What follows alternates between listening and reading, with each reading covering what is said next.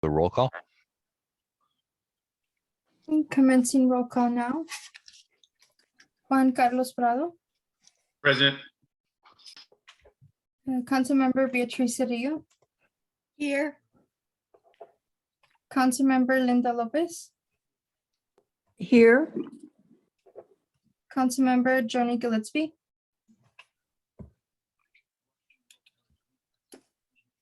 Absent. Councilmember Ever Rodriguez. Good evening, present. Councilmember Jennifer Harris.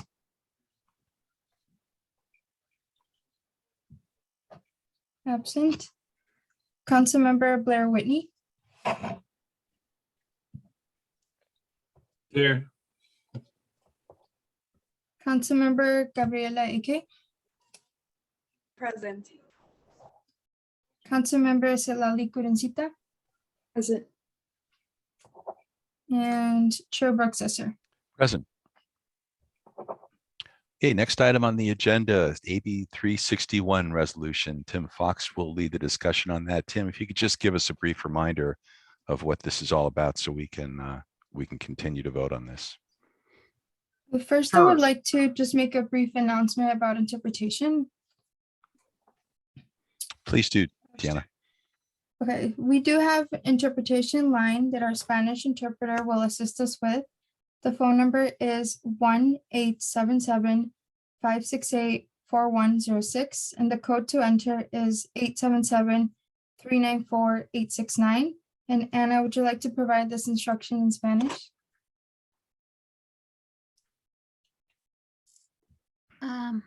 Muy buenas tardes, un placer de estar con ustedes acá. Quiero informarles de que esta noche tenemos servicios de interpretación y para unirse van a llamar al número de teléfono 1-877-568-4106 y luego van a presionar el código de acceso, el número 877-394-869. Muchas gracias. Thank you. Okay, thank you, Anna. Back to you, Chair. Thank you very much, Tiana. Tim, the floor is yours with regard to AB 361. Sure. Just very briefly, as a reminder, in order to conduct public meetings of legislative bodies subject to the Brown Act, such as the North Fair Oaks Community Council, the state legislature has provided that the council must periodically adopt and renew a resolution that makes certain findings. That meeting in person is still too dangerous for members of the public. So we've prepared a resolution with the appropriate findings and ask that you adopt it in order to allow the meeting to occur in this online forum. Okay, at this time, I will accept a motion to approve this resolution. Would someone like to make a motion in that regard?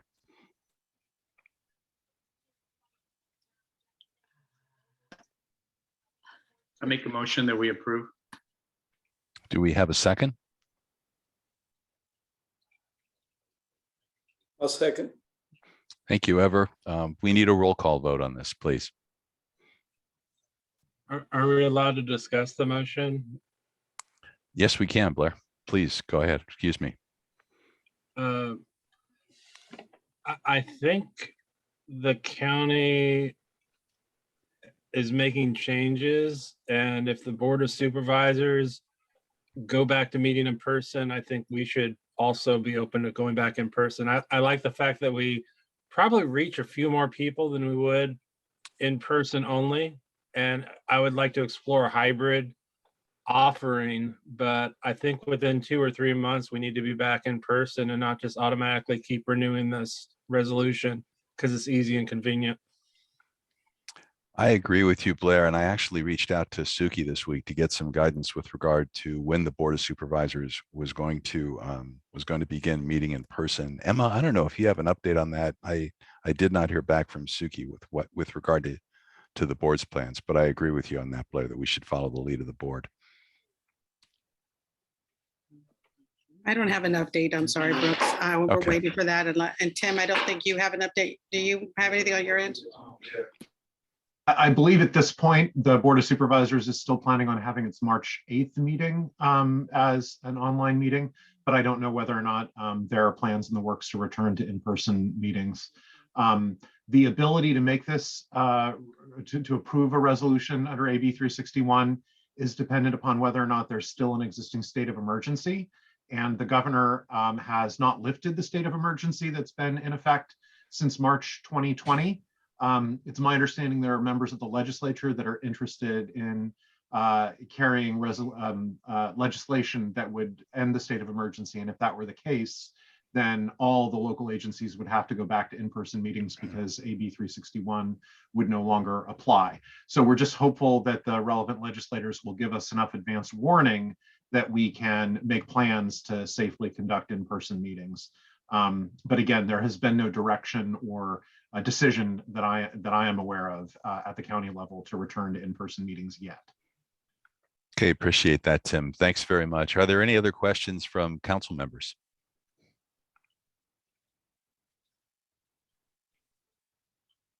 Very good. Do we have any public comment on this agenda item?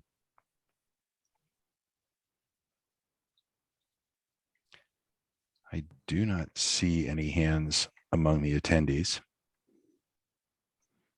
So now I believe we can take a roll call vote on the motion.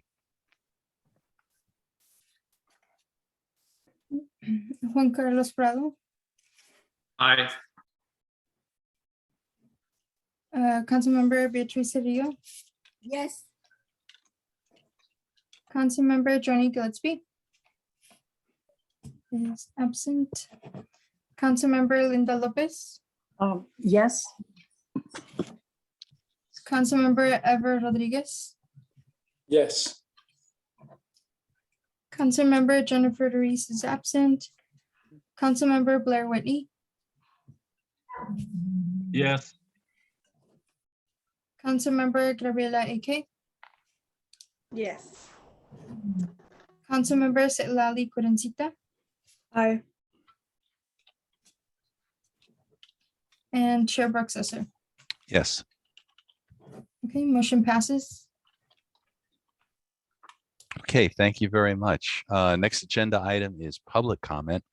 Anyone may speak up to 2 minutes on any topic that's not on the agenda. Please note that the council cannot discuss or take action on items not on the agenda. Do we have any public comment this evening? During this time, members of the public can comment on any topic that is not on the agenda. For those attending the meeting on the Zoom video conference, we will use the raise hand feature to organize any public comments. When you hear your name called, we'll send you a request to unmute your mic and you may begin speaking. Each person will be given 2 minutes to speak. We did have a request from Anna Vendalo to give a brief public comment on the OYA conference, and I will share a flyer that was posted onto the website beforehand. So let me first share the flyer.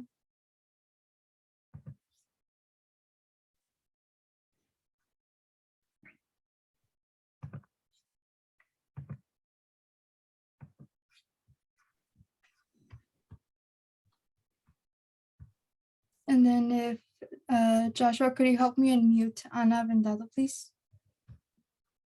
Deanna, can you make the flyer a little bigger just so that the screen can actually see? Thank you. Hi, good evening, community members and council members. My name is Ana Avendaño. I work at the Fair Oaks Community Center, and part of my job there is to coordinate the Oye Latinx Youth Conference, which I love to do. It is our 10th annual conference this year. We started locally at the community center, and now we're celebrating our 10 years. We're gonna be at Cañada College. It's an amazing grassroots convening of over 300 youth and their families. We have a lot of local community organizations that come together to create and coordinate this conference. We also have several members from the council that come and support this conference. This year, as I mentioned, is our 10th year, which we are celebrating with bringing back some of the youth and that have been participating. Some of them have amazing stories. They're out there doing amazing work, and now they're going to be telling us how Oye has shaped their careers and just what they're up to nowadays. Our keynote speaker will be Yosima Reyes this year. It's going to be at Saturday, March 19th. We will be having in-person and virtual options. And we're hoping that you all can join us. You can help us spread the word, let young people and families, invite them to the conference. It is free. They'll have just a great time there with workshops and performances and overall just a good time and good opportunity to network and to be in community. Thank you. Thank you very much, Anna. Last call for public comment. Okay, there seems to be no more public comment. I will now turn it over to our interpreter to see if there are any public comments on their end. Hello. No, there are no public comments at this moment. Okay, thank you. Back to you, Chair. Thank you very much, Diana. Next agenda item is report outs. We'll begin with the supervisor's report. I believe Maggie Conejo is on the line. Go ahead, Maggie. Good evening, council members. My name is Maggie Cornejo, and I'm a legislative aide for Supervisor Warren Slocum's office. I have a couple of things that I want to share with you all. And the first one is actually a big congratulations to Citlali Curencita on her Youth of the Year award. So on behalf of Supervisor Slocum and the rest of the Board of Supervisors, we're going to present her with a resolution recognizing all of her efforts and accomplishments, and we're just really grateful that she's representing and serving the community of North Fair Oaks. So Citlali and I have talked and arranged the time for her to pick up this resolution. So congratulations. The next update is on COVID-19. It's a COVID-19 update. And for those in our community in need of an N95 mask and COVID test kits, you can now get them at one of the San Mateo County libraries, including the North Fair Oaks branch, while supplies last. The following update is on room key funding. Last month, the Board of Supervisors approved the purchase of the Comfort Inn and Suites in Redwood City that will be converted to affordable housing for the homeless. Earlier in the month, the state awarded the county $16 million in Project Home Key program funding for the purchase, and give me 1 second here.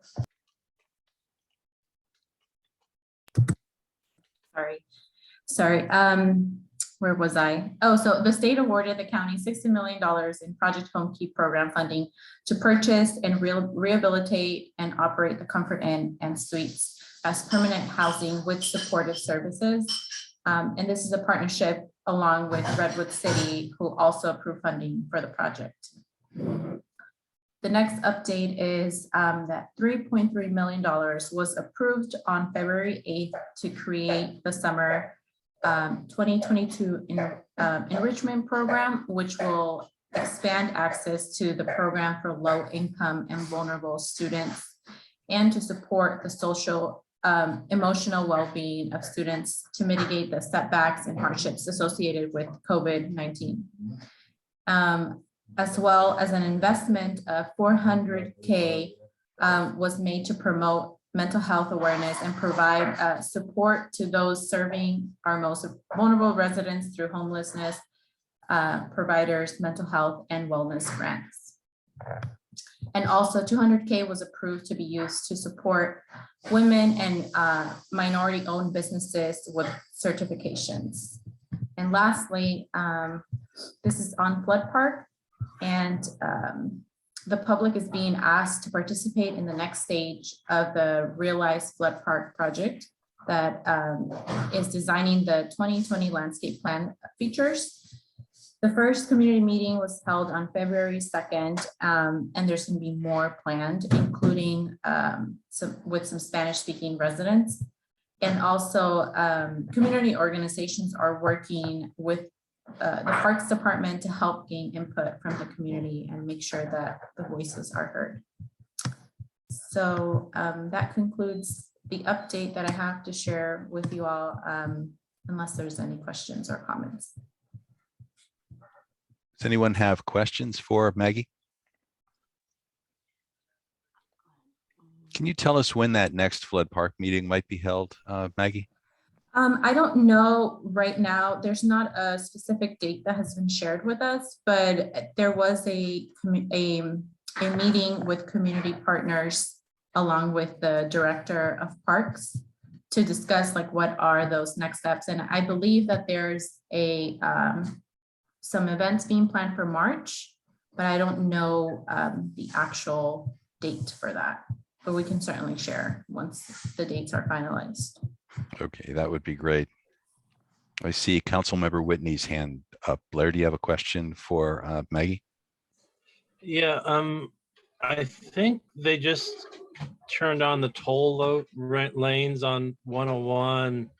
And I remember a community forum where they were talking about a mitigation for like low-income folks to still have access. Like if they weren't able to afford the toll, maybe like a special distribution of, I don't know, not Clipper, it's Fast Track, whatever they're using. But there's folks that don't have a choice about when their work shift is, and access to the toll lanes may be important to them in their quality of life and able to spend time with family. So is there anything that you've heard about to help like working poor people or whoever? I do remember there was discussion around that in the past. I don't know if anything was finalized, but if there's other county staff here that has information on that, feel free to jump in. But I can certainly get more information and share. I can potentially offer something on that. The express lanes are managed not by the county as an agency, but by a joint powers authority that was created by Samtrans and CCAG, the City County Association of Governments. So it's kind of its own government agency that makes decisions about the express lanes. They have created an equity program to try to do what Council Member Whitney identified, which is to make access to the lanes available to people who are of less means. That program was approved by the Express Lanes Agency, and they are working on implementation now in cooperation with nonprofit organizations to help to try to get the appropriate resources in the hands of people that qualify for the program and can benefit from it.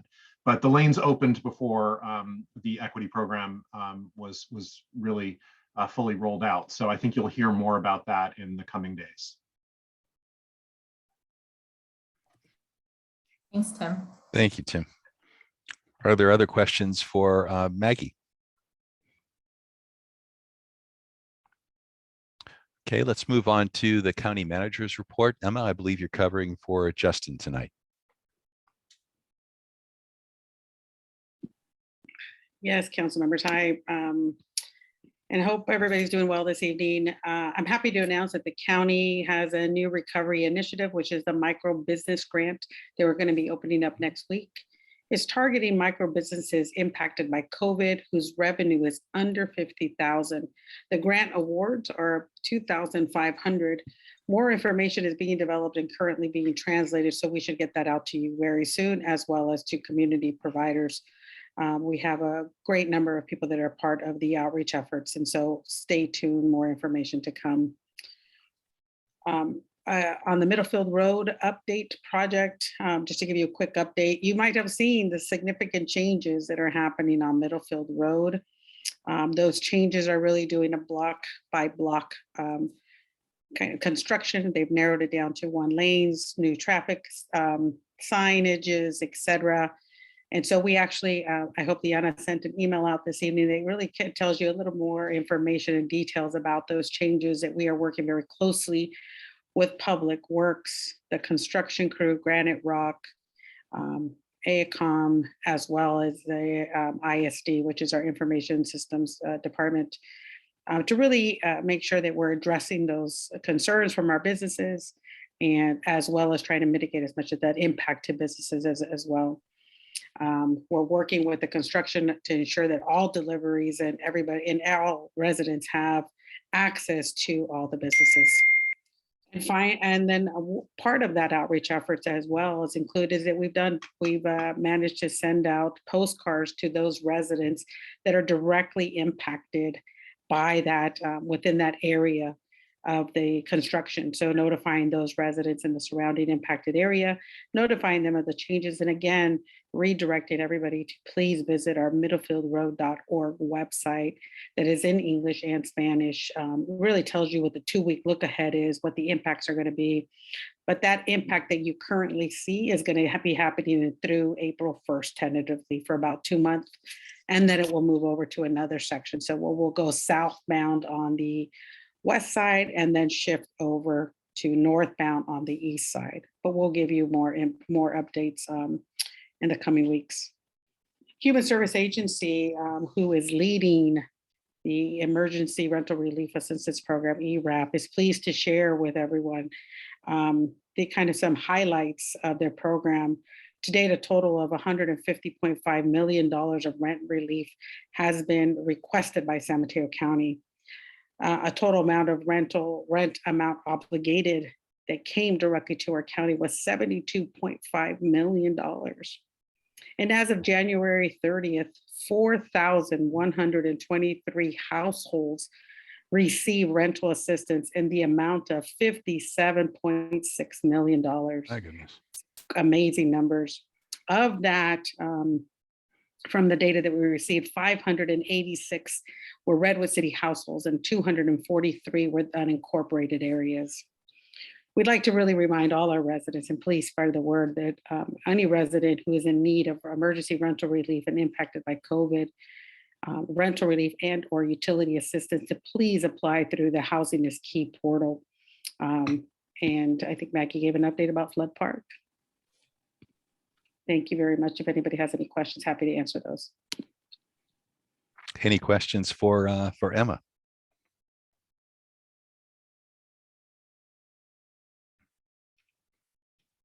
Okay, thanks very much, Emma. We'll do some council updates now. It's interesting you mentioned the Middlefield Road project, Emma. I actually stopped by the ribbon cutting for the Redwood City Middlefield Road update project. They just opened their section up and stopped and met with a few of the councilmen to let them know that we'll cordially invite them to our ribbon cutting when we have one end of this year, early next year, whenever that works. So it was exciting to see what they've done up there and to think about what our section of Middlefield is going to look like.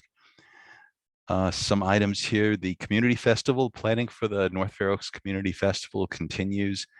I attended a planning meeting on February 2nd.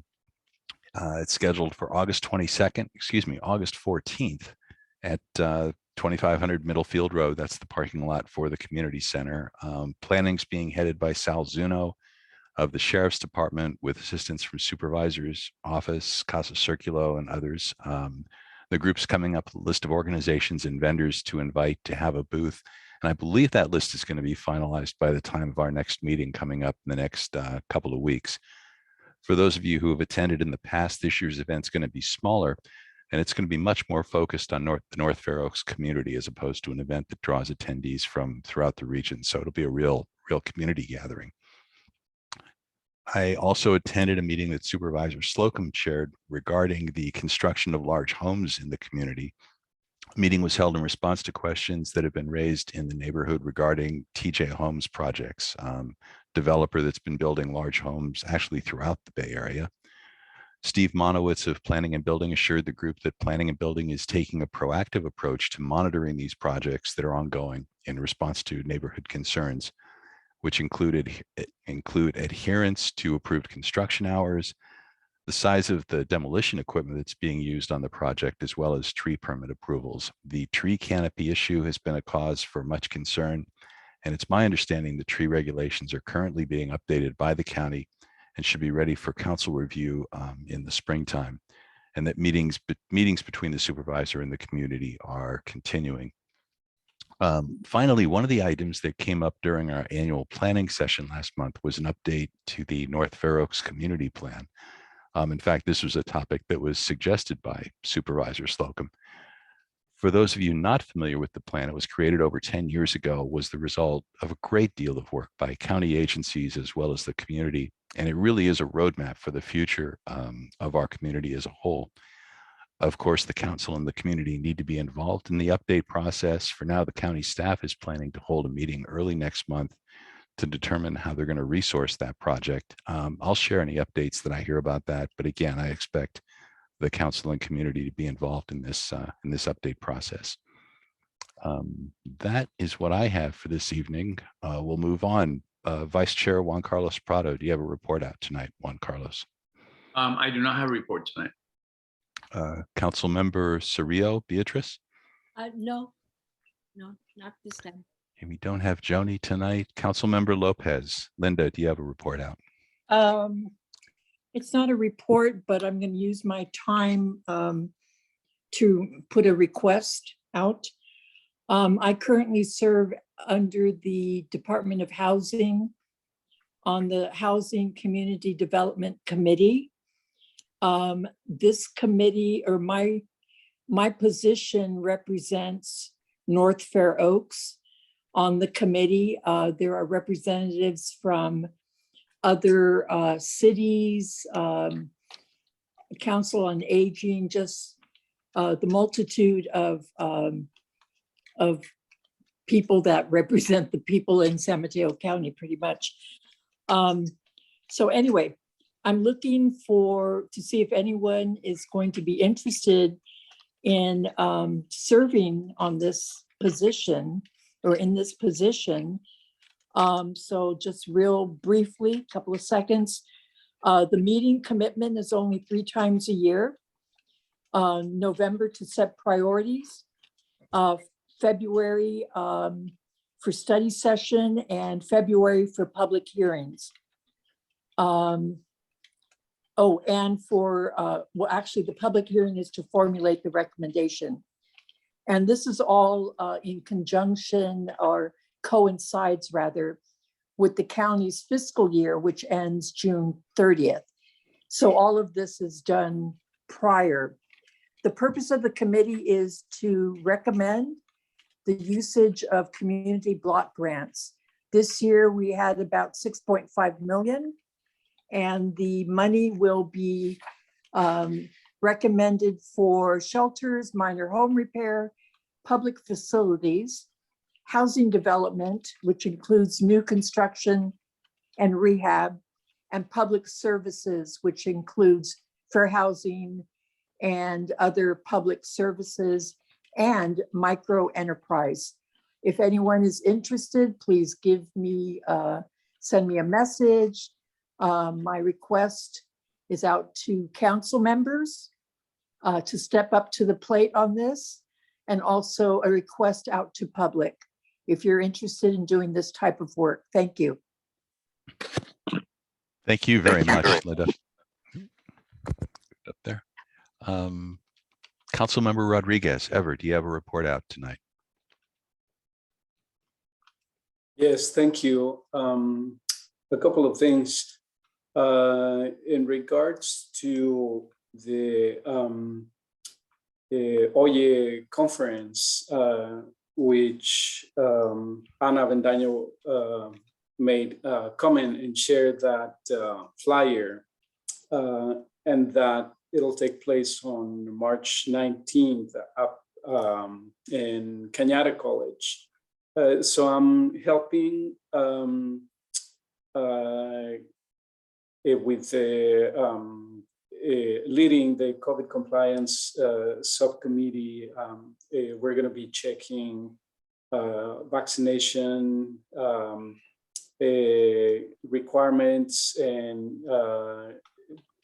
providing COVID tests on the spot, face masks, and just trying to make sure that everything is safe and is kept healthy for all the attendees that may want to join us that day.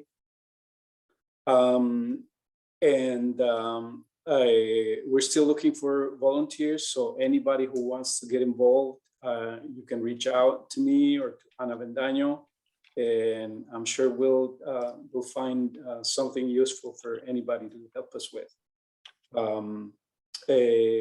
The other thing that I wanted to mention related to what you were saying, Brooks, about tree planting. So I'm in contact with Canopy, which is the organization that is leading the effort of planting free trees here in North Fair Oaks. And they told me that county has expanded their list of trees that are allowed to be planted here in North Fair Oaks or in unincorporated areas, for that matter. Apparently, in the past, I think there were only very limited options, like 4 or 5 types of trees that were allowed, and they have expanded that list to include some of the suggestions that Canopy had given to them. And Canopy continues to plan tree plantings in North Fair Oaks. I will have a meeting, I believe it's next week, with them, just to hear what their plans are, and also meeting with their executive director just to see what is their long-term plan, and to make sure that they are including North Fair Oaks in that long-term plan. In the past, they had a few capacity issues dedicating more staff to North Fair Oaks, but I'm hoping that this time around they'll ramp up the support. I'll keep you all posted if anything changes or when the free tree plantings may occur. Finally, also there is an organization from journalists from San Jose. It's a nonprofit, and they reach out to me asking if there would be interest in our community to potentially host a week-long training to offer that to youth from high school and up. They do professional training in all things related to journalism. And so I will keep you all posted in that regard and the opportunities that may come up. And we might be able to offer such a program for youth here in North Fair Oaks, but that'll be for the summer. So there's still time to organize and talk about that. So I'll keep you all posted. And that's all I have for now. Great. Thank you very much, Ever. Councilmember Whitney, Blair, you have a report out tonight. I haven't been attending any committees or meetings representing the council. I'm just living and working. I do enjoy the fact that the North Fair Oaks Library has been open for a few months. And like when I saw the advertisement about the home rapid test kits and the masks, I actually went that Saturday and I got some, and I keep 2 in the house, and I shared some with coworkers, you know, in the service industry. Sometimes it comes up and people need it. So I'm grateful for that. I've been watching the construction on Middlefield. I kind of like where they had the 4-way stop this week.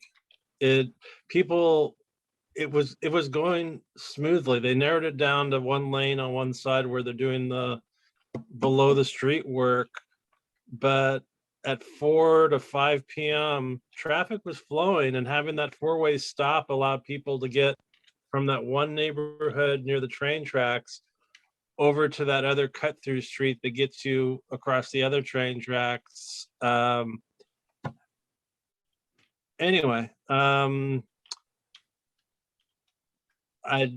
that, I did drive by the school site that we approved that parking thing for a couple times since our last meeting.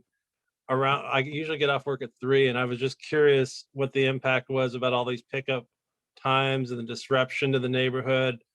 And they really did have everything coned off, and people were kind of flowing through. So it looks like it's going all right, and that there's like not a dramatic, meltdown in the neighborhood. And if enrollment increases, I imagine it's probably going to continue to be managed well. Yeah, I've burned up enough time. Thanks. Good to see everyone. Thank you very much, Blair. Councilmember Aki, Gabriella, do you have a report out tonight? Hello, no reports out today. Okay, thank you, Gabby. And finally, Councilmember Kurinsita Lali, do you have a report tonight? Yeah, I do. So hi everyone. I hope you all are well. So I'm gonna I recently, So I'm gonna be working very closely with Project Green to be the Rising Undergraduate Student Board Member. So more info on that later. And I'm also going to be working alongside, or I am with the OYE Planning Committee, and I plan I'm going to be welcoming in folks and volunteering during the event. So that's going to be super great. And honestly, for the rest of my time, just a public thank you to Maggie. Thank you so much to the Board of Supervisors. And I see Jenny and Mike. Hi, Mike. And honestly, my community. So thank you all for being in community with me. I appreciate you all. Thank you for the love and support. And that's all for me. Thank you. Okay, thank you very much, Lali. Move on to the next agenda item, which is council elections. For members of the public who are not familiar with the leadership of the North Fair Oaks Community Council, the positions of chair and vice chair are elected annually by the council during our February meeting. We'll have an election for chair and then a separate election for vice chair. At this time, I'd like to open the floor up to council members for the position of North Fair Oaks Community Council chair.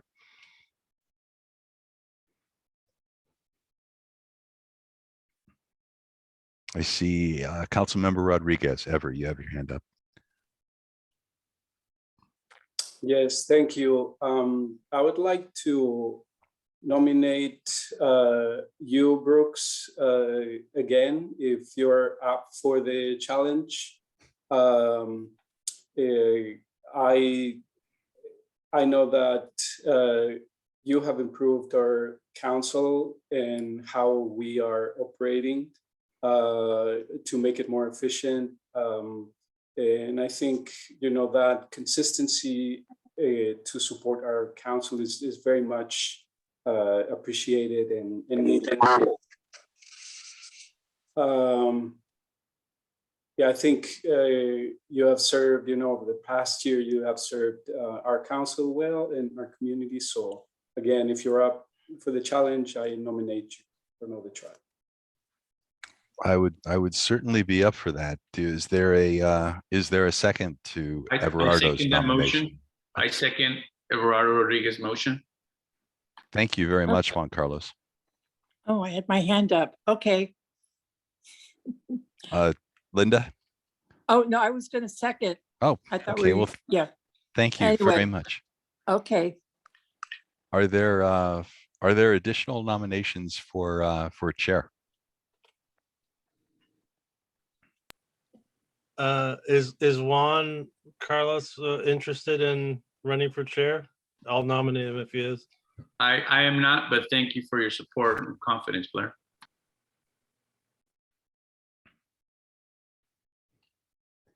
Any additional nominations for chair?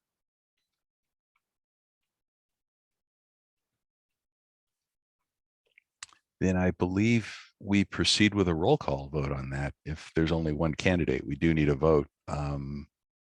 Diana, would you do a roll call on that, please? Yes. Councilmember Juan Carlos Prado, Yes. Councilmember Beatriz Rodriguez, Yes. Councilmember Johnny Gillespie is absent. Councilmember Linda Lopez, Yes. Councilmember Ever Rodriguez, Yes. Councilmember Jennifer Ruiz is absent. Councilmember Blair Whitney, Yes. Councilmember Gabriela Ike, Yes. Councilmember Citlali Guncita, Aye. and Chair Brooks Esser. Yes. Motion Okay, well, passes. thank you very much. I'd like to thank my colleagues on the council for their support. And I'm very much looking forward to leading the council for another year. At this time, I would like to call for nominations for the position of North Fair Oaks Community Council Vice Chair. Would anyone like to make a nomination in that regard?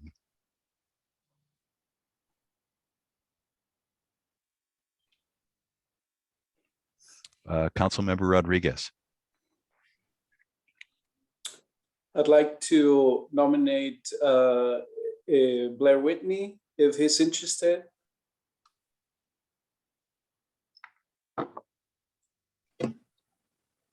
Sure. Blair has been nominated. Do we have a second to that nomination? I'll second the nomination for Blair as vice chair. Very well. Do we have any additional nominations for the position of vice chair?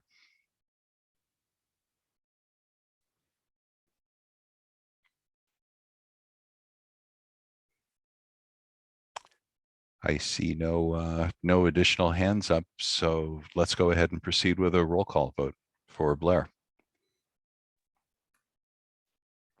Okay. Councilmember Juan Carlos Prado, Yes.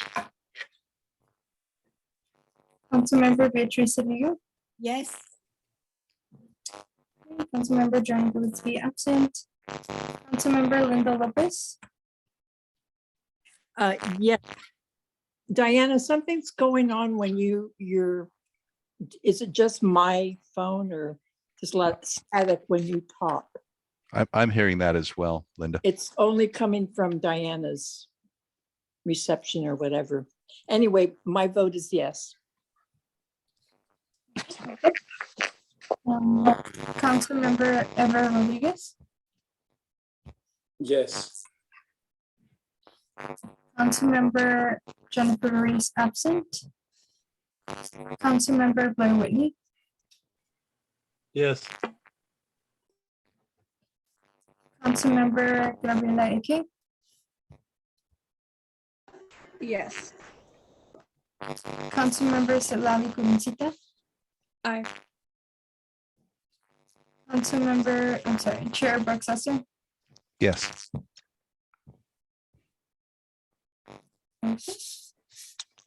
Thank you very much, Diana, and congratulations, Blair. Looking forward to working with you in the coming year. Next item I have on the agenda is a presentation from the Boys and Girls Clubs of the Peninsula. It's their Youth of the Year Award, and that presentation is going to be made by Jenny Obia, who's the co-chief executive officer of the Boys and Girls Club of the Peninsula. Jenny, the floor is yours. Good evening, everyone. Great to be here with all of you today. A big thank you to the North Fair Oaks Community Council for allowing me to acknowledge not just one, but two of its members today. I believe we have a bit of a slideshow. Thank you so much for pulling that up. So Oh. today I'd like to double click on Maggie and Supervisor Slocum's acknowledgement and celebrate Citlali Kuruncita and Gabriela Ake, who are both council members and also pillars of our Boys and Girls Clubs of the Peninsula community. Both Gabby and Citlali have been coming to our club since they were little. And the staff here have had the privilege of watching them grow and blossom and just flourish into the amazing young women and community members that they are today. And this year, both Gabby and Citlali are 2 of our 16 BGCP Youths of the Year. And what that means is, starting in the fall, they embarked on a journey of discovery and development, working with our staff to set ambitious goals, hone their leadership skills, and really exemplify what it means to be a role model for youth in our community. They engaged in a rigorous process of interview prep and speech writing, public speaking workshops, team building, and it all culminated in our big BGCP Youth of the Year events, during which selection panelists evaluated them based on their accomplishments, growth, and impact. And I actually had the pleasure of doing some speech practice with both Citlali and Gabby one evening, and I remember them having to dash out and come to one of these council meetings. And I was just so struck and impressed by how they balanced all of their many different leadership responsibilities. And this year at our Youth of the Year Finals event, we had an incredibly distinguished selection panelists made up of a selection panel made up of Linnea Roberts, the CEO of Gingerbread Capital, Christine Bastion, Western Digital's Chief People Officer, the CEO of Nike, John Donahoe, Eric Yoon, the CEO of Zoom, and Andre Iguodala from the Warriors, of course. And these panelists had the incredibly challenging job of selecting a Youth of the Year finalist to represent BGCP at our regional Youth of the Year event and ultimately at our national Boys and Girls Clubs of America event. Citlali was chosen as the finalist, and I would love to share with you the powerful speech that she gave last month, as well as some of the feedback from one of the panelists. So we could go to the next slide, which shows Citlali's about 5-minute speech.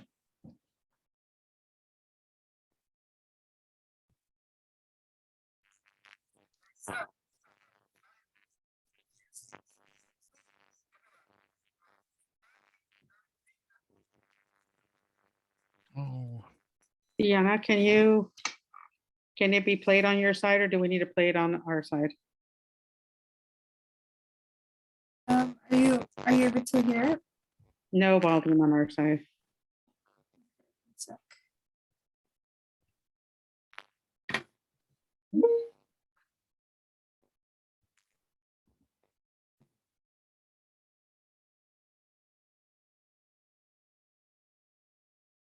Sorry about that, Jenny.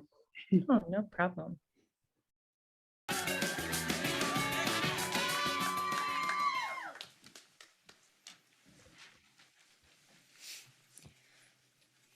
My roots with the Boys and Girls Club started when I was in elementary school. During that time, my mom could not pick me up after school due to her work schedule. So a family member dropped me off the BGCP, where I was provided with a safe environment. I completed homework. I ate dinner with the staff and peers. These moments made me realize that BGCP was love. BGCP was family. And BGCP had planted a seed from there.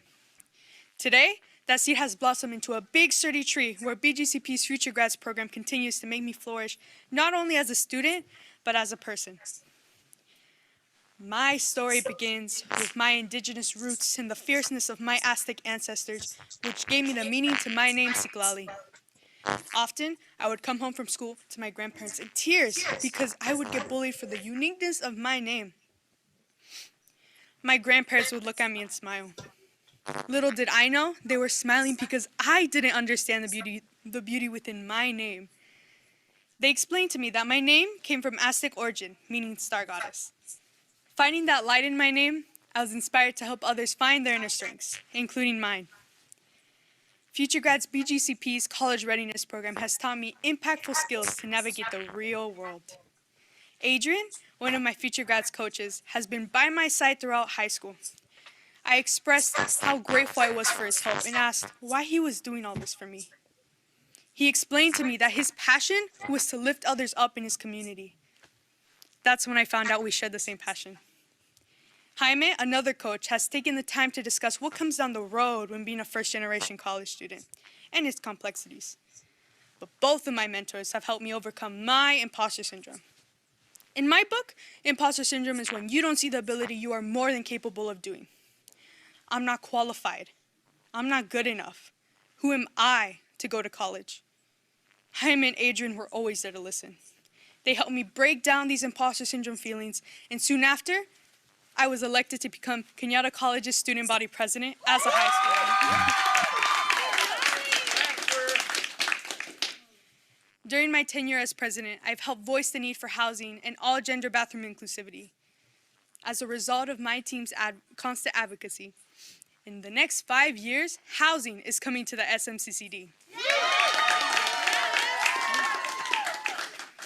In regards to the all-gender restrooms, I'm excited to announce that they are here. 2 all-gender restrooms have been placed on campus, and students now feel represented. My educational journey, specifically in my government class, has inspired me to continue studying political science in college. I am highly motivated to become a politician who could help everyone, but especially the underrepresented people. My ambition and love for my community started with volunteerism. I know my purpose is to serve communities.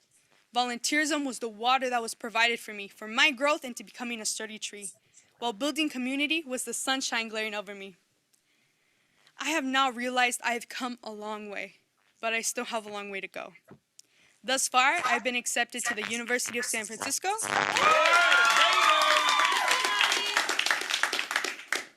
Loyola Marymount University, and Cal State East Bay. My future grad mentors have always encouraged me to get out of my comfort zone and show the world who I am. I practice leadership at Bgcp in my role as a crew leader. I check in and listen to all the members of my crew, both academically and emotionally. I now have a different perspective on what a role of a team leader, member, and strong communicator looks like. I have also emceed and co-hosted for future grad meetings and represented them in public presentations. So thank you, Bgcp, The Forest, Adrian, Jaime, for unleashing my inner leader. Adrian, Jaime, everyone, I'm ready. I'm gonna change the world for our future generations. I am the voice. Yo soy la voz.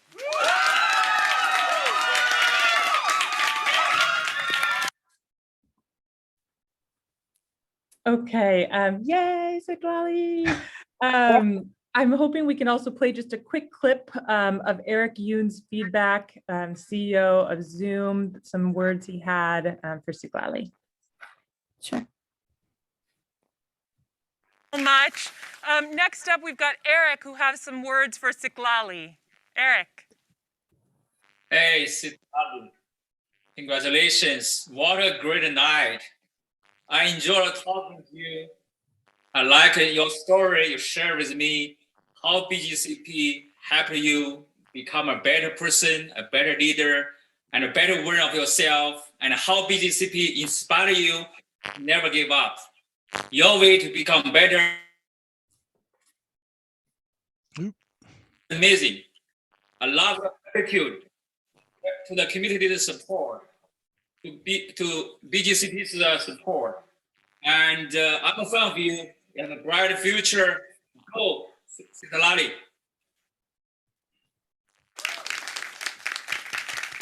Wonderful. All righty. I just want to say, you know, Siglali and Gabby are both winners. And as Eric said, they've got bright futures ahead of them. And on behalf of the entire Bgcp community, we're just so proud of these magnificent young ladies and excited to support you both in the next chapter of your greatness. So thank you everyone for the time today. Gabby and Citlali, so proud of you both. And thank you all. Thank you. Thank you, Jenny, for your presentation. Obviously, congratulations to Citlali on this accomplishment. Do we have any questions from council members? No, I just want to say congratulations and keep going. You're doing good. Thank you. Absolutely. My congratulations as well. In fact, I mentioned earlier the Middlefield dedication I went up to in Redwood City. I met Giselle Hale, who I'd never met before, the mayor of Redwood City, and told her I was chair of the community council, and she responded with the names of both Citlali and Gabby as young women she knew were members of the council, and she was very, very impressed with both of you. So your name and your influence are growing throughout the county. Congratulations to both of you. I see Ever with his hand up. Councilmember Rodriguez, floor is yours. Yeah, thank you. Just to congratulate Citlali for her work, and also to ask her, when are you graduating, Citlali, and for how much longer are you going to be around?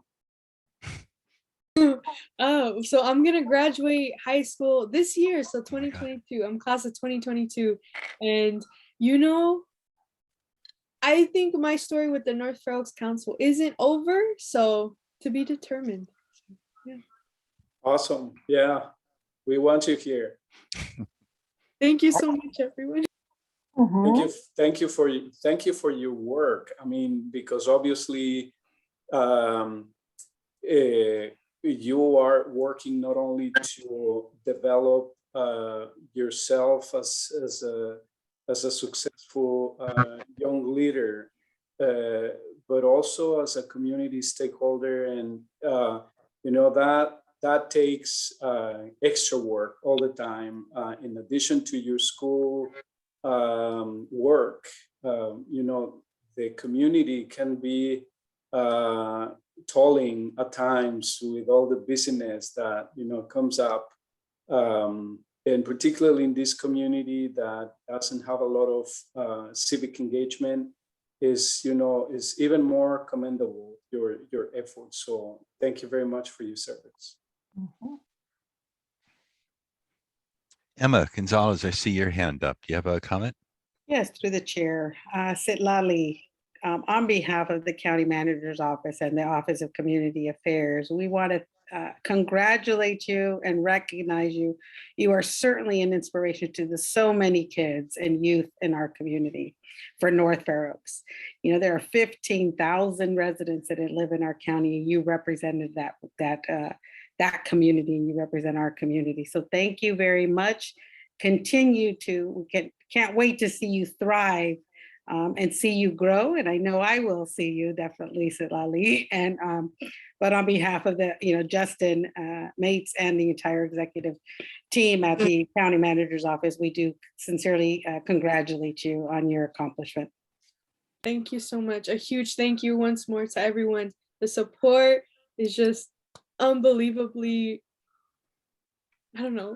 incredible. So thank you so much. I have no words, but thank you. I'm glad I have my community support. So thank you. That's treasure. Thank you. Do we have any other comments from either council members or members of the public for Citlali?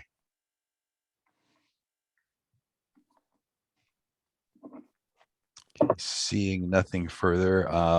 Again, our congratulations, Citlali, upon from your fellow members of the North Fair Oaks Community Council. Our next agenda item is a presentation on the Immigrant Integration and Inclusion Survey. That's going to be presented by Jennifer Lamas and Emily Smith of the Office of Community Affairs. Hi, good night. Good evening through the chair. This is Emma, and I'm here tonight with my team from the Office of Community Affairs, Jennifer Lamas and Emily Smith. We're very excited about what the Immigrant Inclusion Survey that was just launched on March 18th. And so I will turn it over to the staff to present this new and very exciting presentation. Emily, Great. do you want? Thank- Oh, go ahead. Yeah, Emily. I'll go ahead. Thanks. Hi, good evening, council members. My name is Emily Smith, and I'm the new Immigrant Services Coordinator for the Office of Community Affairs. It's nice to meet you. We're here today to talk to you about the Immigrant Inclusion Survey, as Emma just mentioned, and I'll actually turn it over to Jennifer to start us off with some background. You can do next slide. Hi, everyone. Good evening. Just for a little bit of background, as you all know, or as you may know, did you know that 1 in 3 San Mateo County residents is an immigrant? Local communities across the country, including San Mateo County, have long seen the positive effects of a growing immigrant population.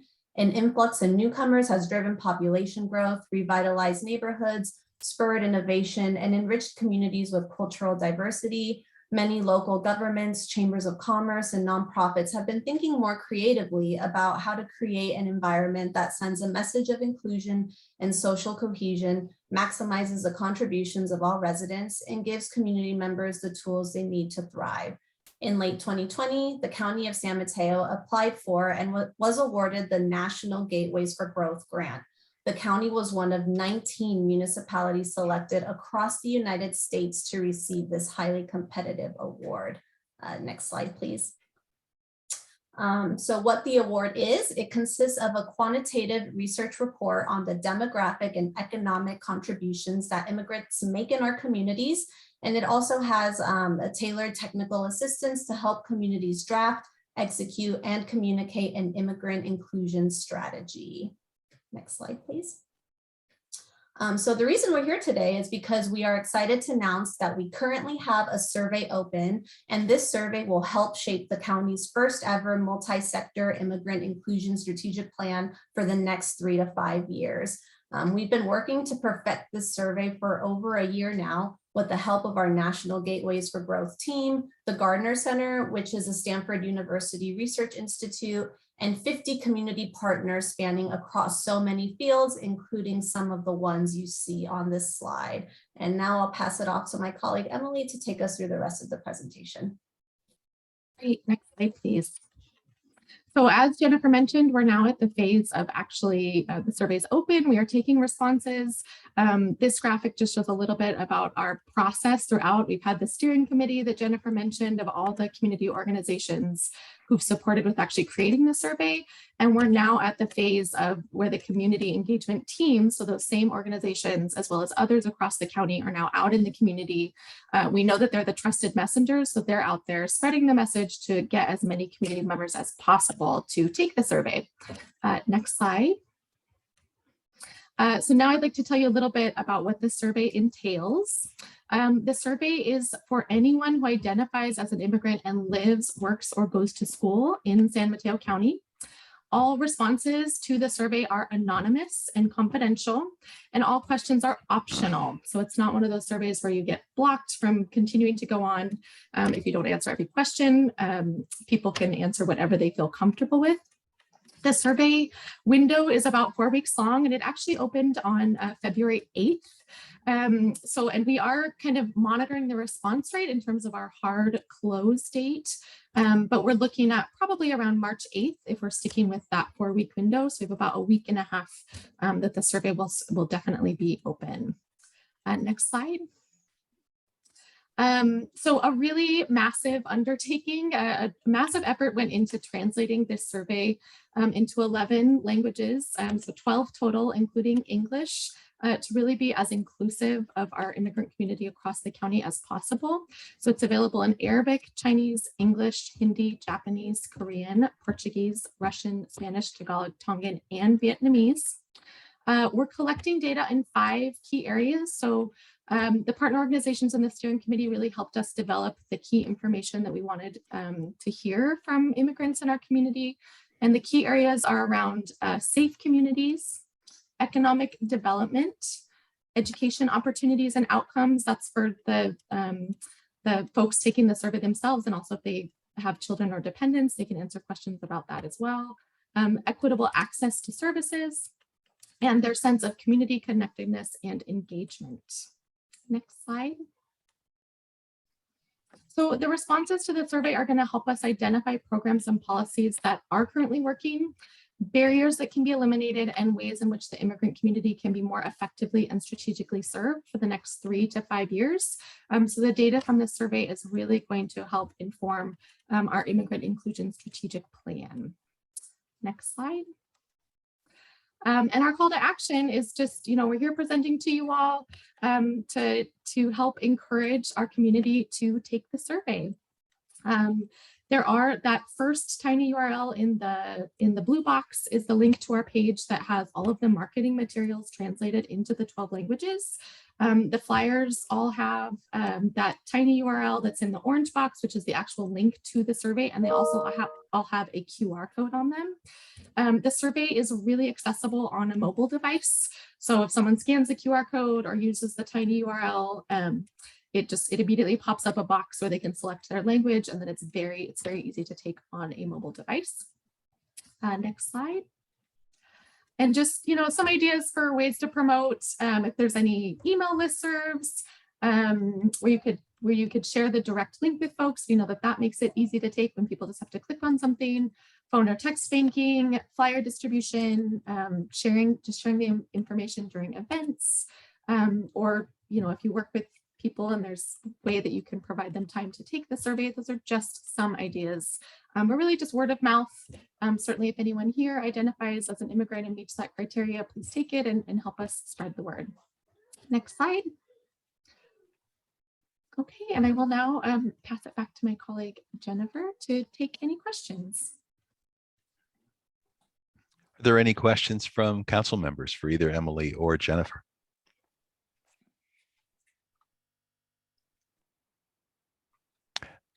Councilmember Lopez, I see your hand up, Linda, go ahead. Yeah, thank you. Thank you. So my question is, I'm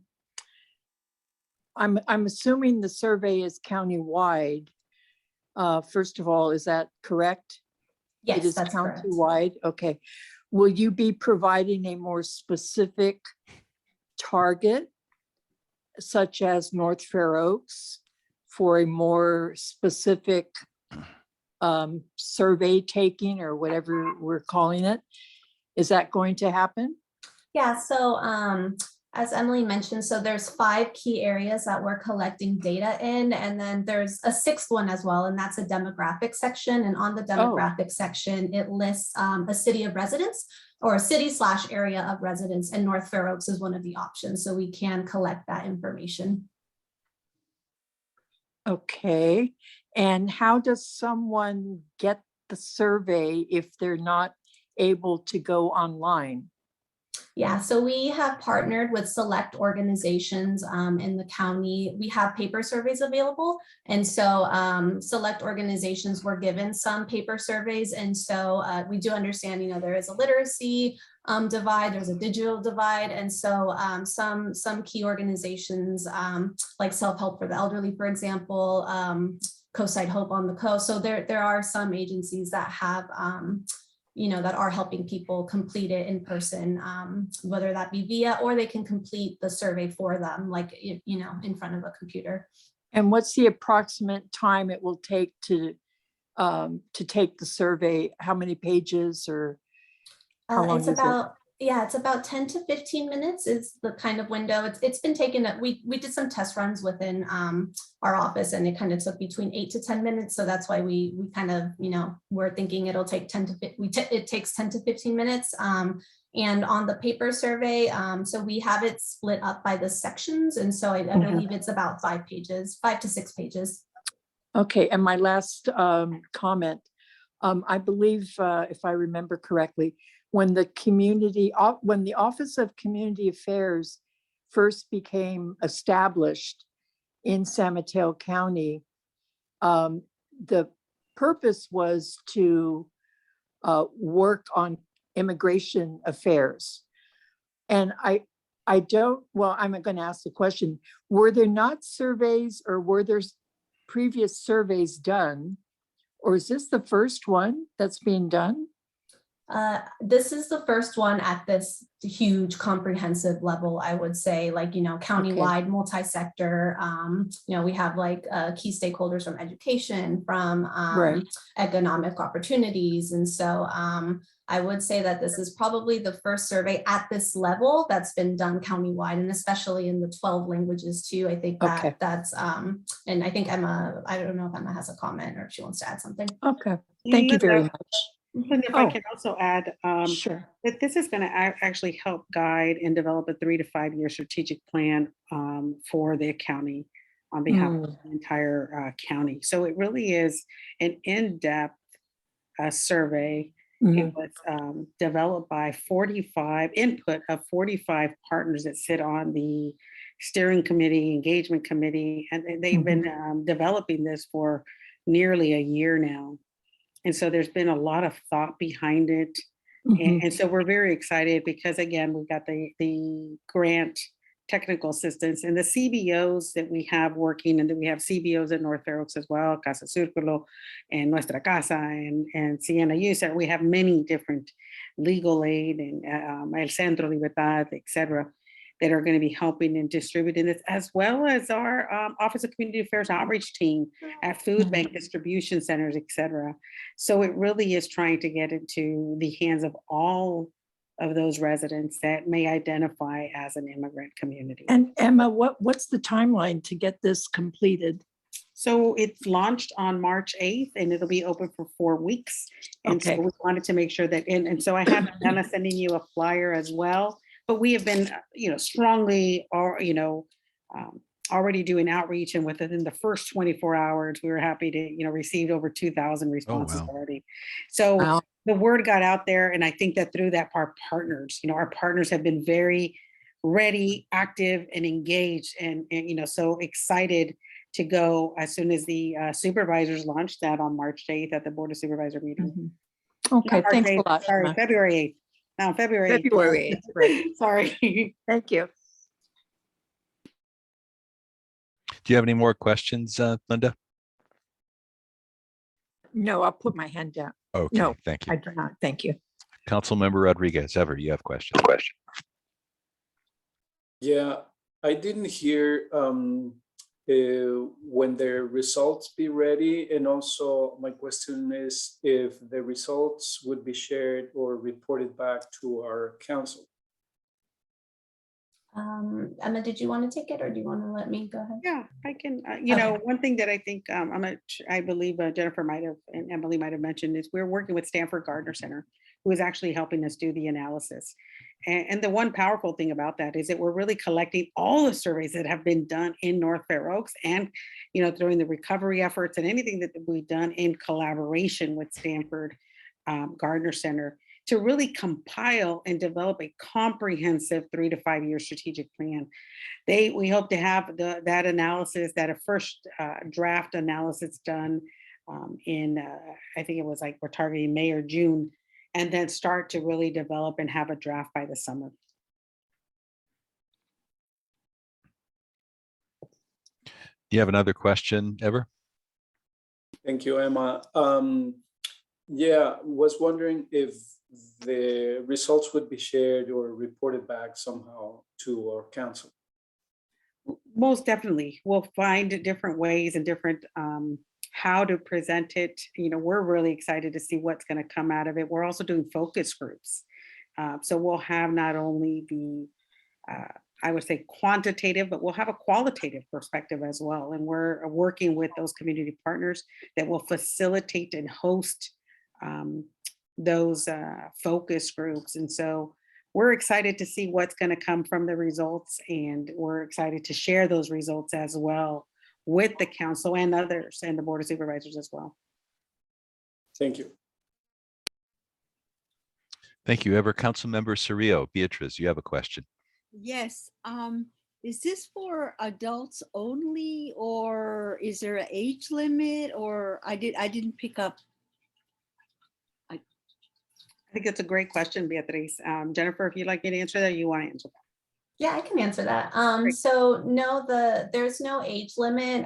We know that are just based on best practices that Stanford has done with surveys in the past. We didn't want to make it, for example, 18 and over, because we know that our youth are so engaged. I mean, we have Sitlali on this meeting. And so, I think we didn't want to limit it. We absolutely would love high schoolers to answer in the survey. And so I guess to answer the question, no, there's no age limit. Okay, thank you. Mhm.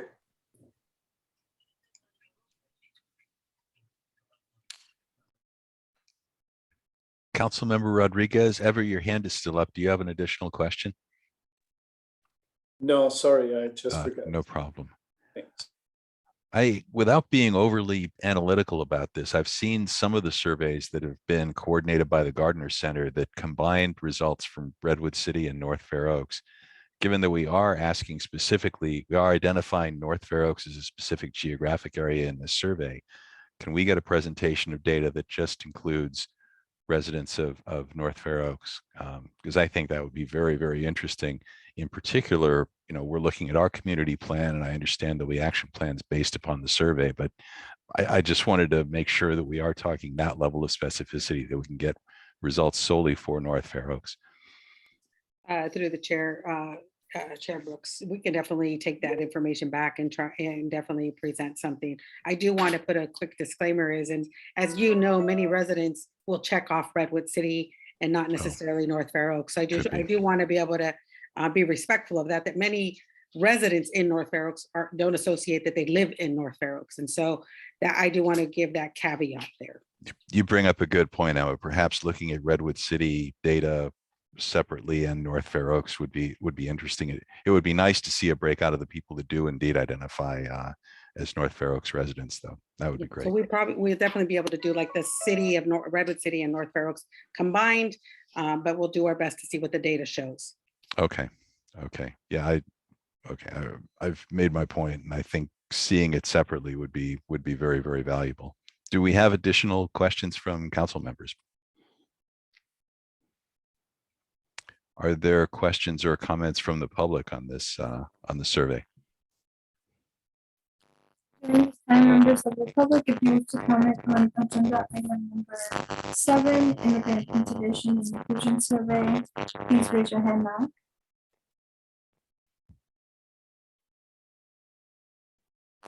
I do not see any hands raised. Anna, is there any public comment on this side? There are no public comments on this side. Okay, I do apologize. My sound is a little wonky today. I'm trying to figure it out. Back to you, Chair. Okay, well, thank you very much, Diana, and thank you, Jennifer and Emily, for your presentation. We're looking forward to getting the results of the survey very much. It sounds, and congratulations on the number of responses you've received already. 2,000 is very, very impressive. So thank you once again for your presentation tonight. Thank you for having me. Thank you.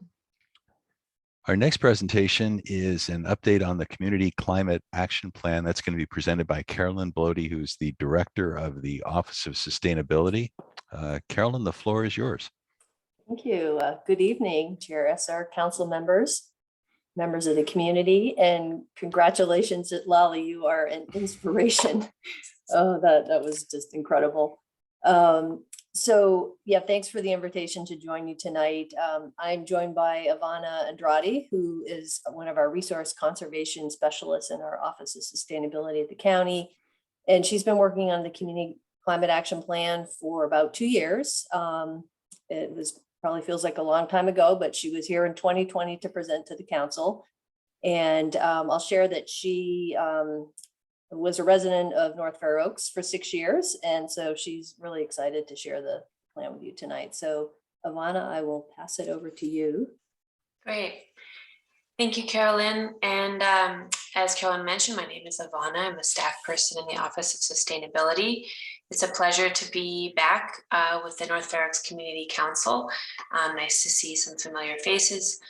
So thank you for having us back. I'm excited to share with you the progress that we've made so far. So next slide, please.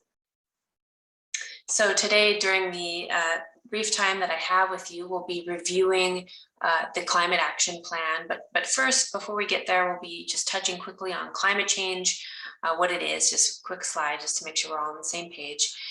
I'll provide you with an update on the status of the Community Climate Action Plan. We'll review goals and the sources of greenhouse gas emissions that drive climate change. And then we'll get into the meat of the meat of the plan, which are the proposed actions. And we'll have about 10 minutes at the end for Q&A. So next slide, please. Oh, actually, I should have, I switched the slides around a little bit. Anyway, I'll get to the background of where the project is at in a few slides. That's okay, we can start with climate change. That's a perfect place to start, really. So just to clarify, climate change is in the news, depending on how much news you consume. What is climate change? Climate change is a change in global climatic conditions brought about by the burning of fossil fuels. So things like gasoline, diesel, methane gas, otherwise known as natural gas. And when we burn those fuels, we release carbon dioxide into the atmosphere. And that carbon dioxide accumulates in the atmosphere and causes warming. So the sun's rays the heat essentially gets trapped in our atmosphere because of things like carbon dioxide and methane. And so the warming, even just a little bit of warming, contributes to global wide shifts in our climate. And so we're already seeing that and feeling that at a local level. Higher heat days, more hot days in the Bay Area and in San Mateo County. This one obviously hits close to home, higher wildfire risk. We've suffered many days of heavy smoke because of very close wildfires. Flooding, another one that hits close to home. And all of these can accumulate and have, I guess, cumulative effects on public health, can exacerbate things like asthma and other chronic health conditions. So I don't have time to really go too deeply into this, but this is just to give you a brief overview. And so this is what our climate action plan is geared towards addressing, are the emission sources that drive climate change. So next slide, please.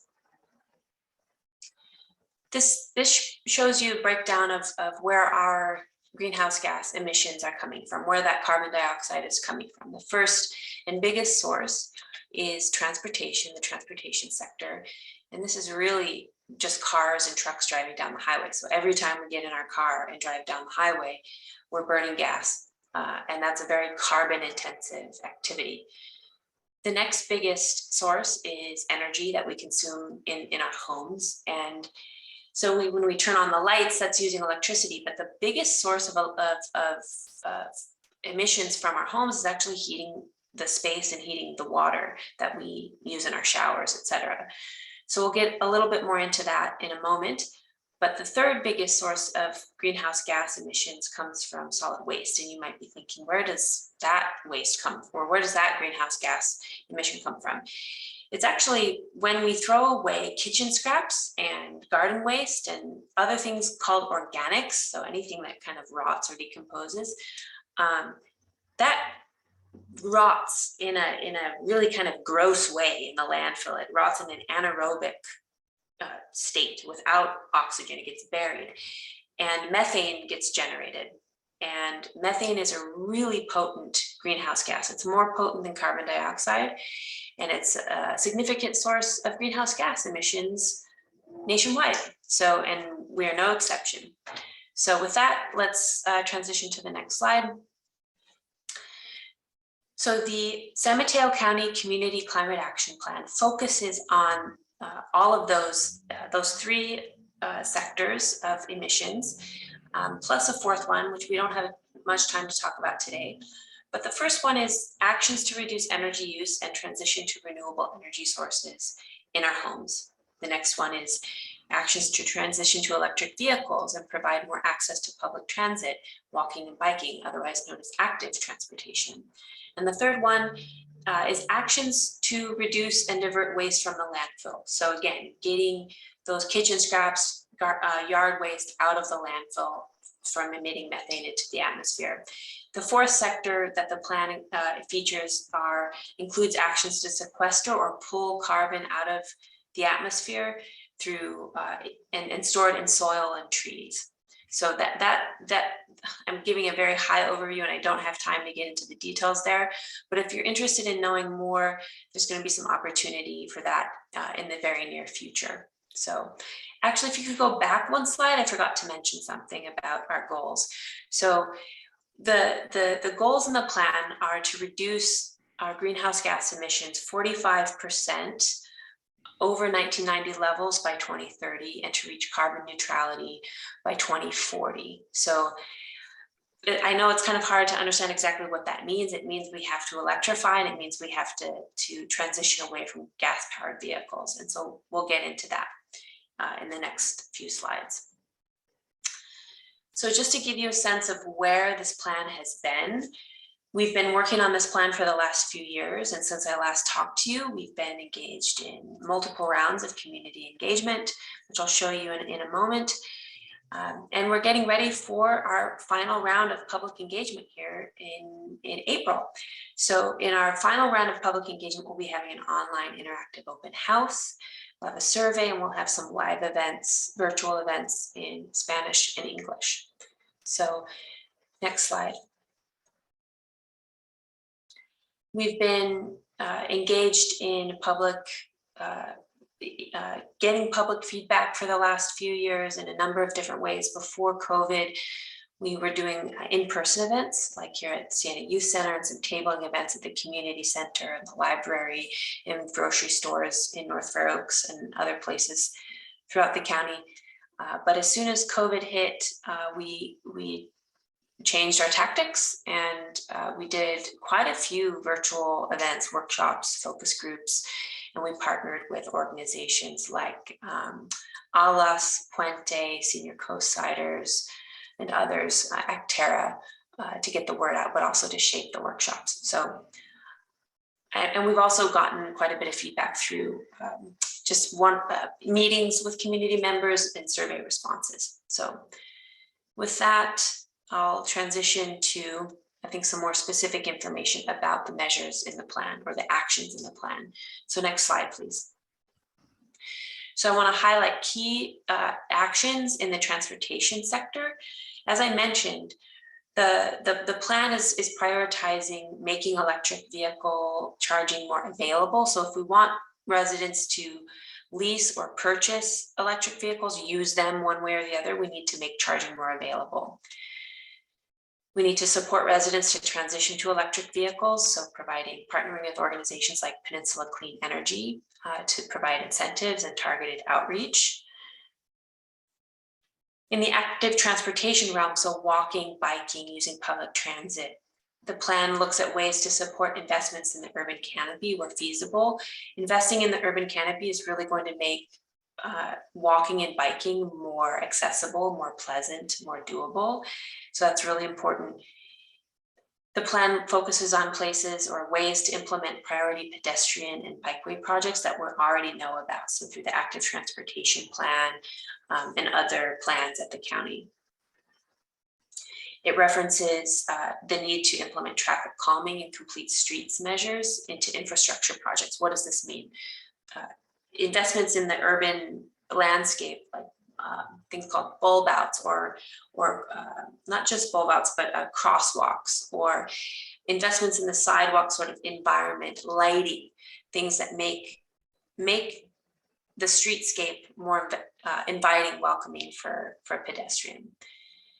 And then the last sector, or the last section in the transportation sector, we have a focus on supporting access to public transportation through first mile, last mile, shuttle programs, or e-scooter or e-bike incentive programs. So what does this mean? It means we want to help. The plan focuses on the need to assist residents in getting from their home to the bus or to the train. So Peninsula Clean Energy, for example, has some pilot projects with e-bikes, e-bike giveaways. So we want to build on that. Next slide, please. Again, referring back to that pie chart of our emission sources, The biggest source is, or second biggest source is building energy. So the plan here focuses on ways to support property owners to change, to upgrade or transition towards electric powered appliances. So when we adjust the thermostat in our home, or when we cook food, we're using some kind of energy source. And when you boil water on your stove and there's a flame on your stove, that means your stove is powered with something called methane gas or natural gas. And so methane or natural gas emits carbon dioxide, but it also emits other pollutants in your home, a surprising amount actually. And so there are numerous benefits to upgrading or transitioning away from transitioning towards electric appliances in the home. One is improved indoor air quality. So a key consideration here is making sure that costs are not passed on to renters, and ensuring that displacement does not occur as a result of upgrading or changing out these appliances. Another realm that the plan focuses on is supporting and accelerating solar panel installation and backup power systems. So this is important because solar panels are great because the more power we get from the sun, the less we need to use from natural gas, for example. But in the evening, when the sun isn't shining, or early in the morning, if we're going to be using electricity off the grid, that electricity might be coming from a natural gas powered plant somewhere far away. So what backup battery systems can do is help us use locally more clean energy, but they can also build in more resilience to power outages. So when the power goes out, you have your own battery to help power your phone or critical medical equipment, what have you. The last area on building energy is a focus on improving energy efficiency in homes. So the major benefit here is to improve in-home comfort, but also lower utility costs. Next slide, please. The last area that I'm going to focus on here with our actions in the plan is how the plan includes actions on facilitating edible food recovery from businesses for food banks to distribute to communities in need. So when we have food that's edible, we'll be having more programming around making sure that food gets to folks who need it. The second big area here in diverting organics from the landfill, which is kitchen scraps and garden waste, are programs forthcoming that we're working on to work with waste haulers and community members to keep all of that stuff out of the landfill. So soon we'll be establishing a composting program. So we'll be having composting bins or organic collection programs in North Fair Oaks. I don't have details on that now, but we are working on that. So more details to come there. Next slide, please. So I just want to wrap up and just say that in April, we'll be launching our final round of public engagement, and we'll be having an online interactive open house where folks can make comments directly on proposed actions. So that I have a mock-up of what this online open house is going to look like. And we'll have a survey available in Spanish and English. And we'll also have some live virtual events. So the dates on those are being finalized as we speak, and details will be available really soon. So I'm looking forward to that, and invite you all to participate as much as you can. Next slide, please.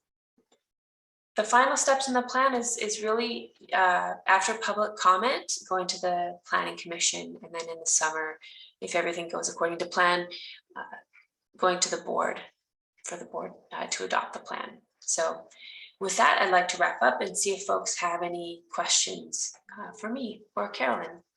Thank you. Are there any questions from council members for Ivana or Carolyn? Councilmember Cerrillo, I see your hand up. Beatrice, your question. Yes, I need more information about solar benefits, because I have neighbors who are not seeing the benefits in their monthly utility bills, especially when it's the true up charges at the first of the year. And also, what is the state of California politics in supporting solar going? Because we're also hearing different, just different information that doesn't really respond to those that want to invest in solar, because it's a big commitment. It's solar panels are like 30, like 30K if you, with all the permits and everything. So I've had this discussion before with neighbors, and there is an interest, but there's just this sense that, is it worth it, not worth it? Is the state, county supporting going forward? And then number two, my concern is that I'm still seeing a lot of kitchen scraps going into the black garbage can. So I think we really need to make a push for education about kitchen scraps in the green can. A lot of outreach education for everyday people. I think it's gone to the wayside, but I'm just seeing a lot more things that should not be in the garbage black can in the garbage black can, as opposed to the blue and the green for those of us that have it. Thank you.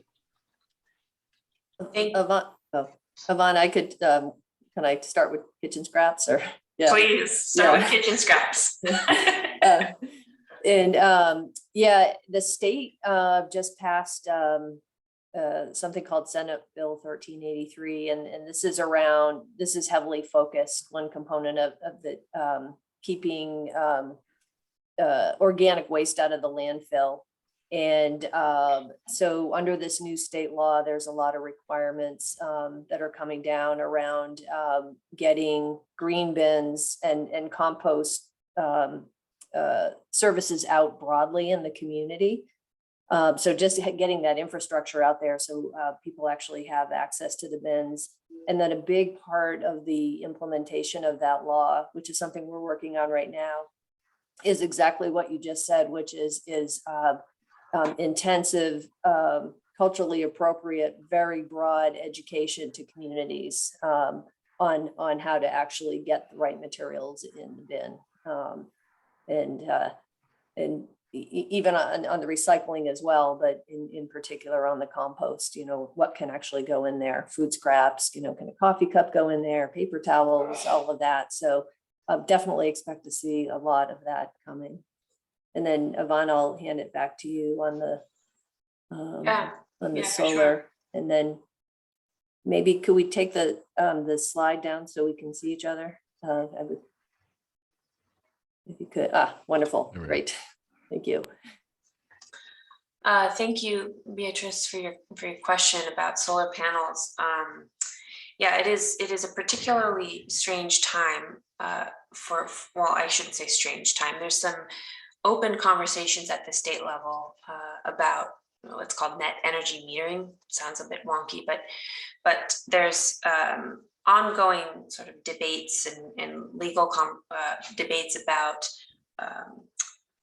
how much homeowners can get as a rebate, how much utilities are allowed to charge for providing a service like solar panels and allowing the resident to put energy back onto the grid. So these conversations have a direct bearing on how much of a return a resident gets and how worth it actually is. So there's a lot that's in flux right now at the state level. So I don't have like a tidy answer for you about, yes, it's worth it or it's not. And if it's not, this is how you can make it make sense for you. I can direct you to some resources at Peninsula Clean Energy and Sunworks. And if this is something that this group is interested in, I'd be happy to coordinate or facilitate a presentation about this to really break this down and talk more about, sort of debunk some of the misinformation out there, but also to speak honestly about what some of the barriers currently are and where some of the gaps in financing and rebates and incentives are, because it's not smooth sailing. You're exactly right. It's for many folks, it's not an easy sell. But for others, depending on the specific location of the home, it just depends. So I'd be happy to talk offline about arranging for that if that's of interest. Yeah. Oh yeah, definitely, because I do have neighbors who are interested in solar energy, and they have been approached by different companies. And so I think we just definitely need more education, more information, because in the whole big global aspect of climate change, this is one of the, this is like a piece of the pie. So it's like everything that one can do, must do in different levels of where we live. Yeah, we all have to participate. Thank you. And can I just add one thing, Ivana?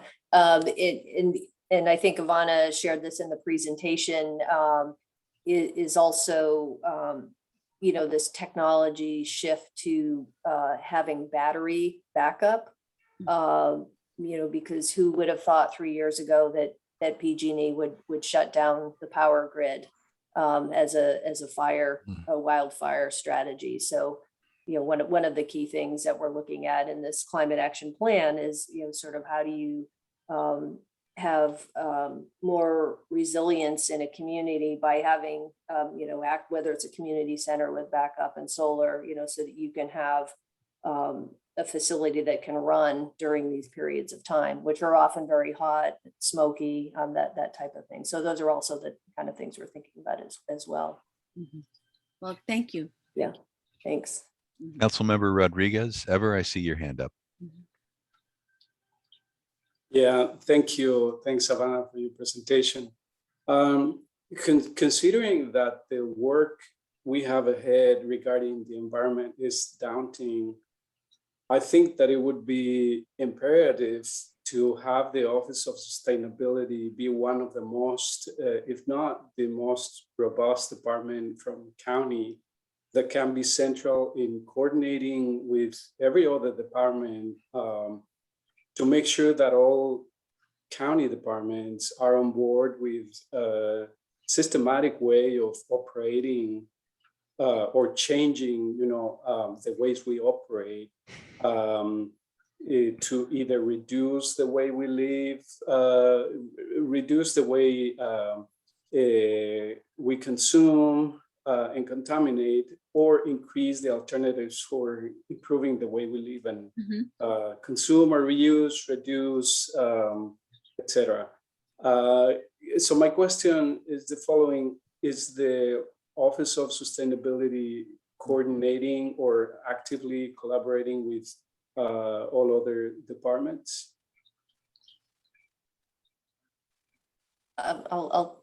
I'll take, why don't I go first, Yvonne, and then maybe you could build on that. The answer is yes. That's a big part of what we do. And we have, there's a companion plan, which is the Government Operations Climate Action Plan. And we're extremely engaged with Public Works, Planning, Ag, sort of all the other county departments are looking at everything that we're doing just around how we operate government. And then on this plan, there's also been active engagement with those groups as well, those departments to develop out these measures, because a lot of the work that we're doing in communities or how we're operating our facilities, it's really instrumental that we're partnering across the organization and that we're all sort of rowing in the same direction to fulfill these climate goals, which are board adopted.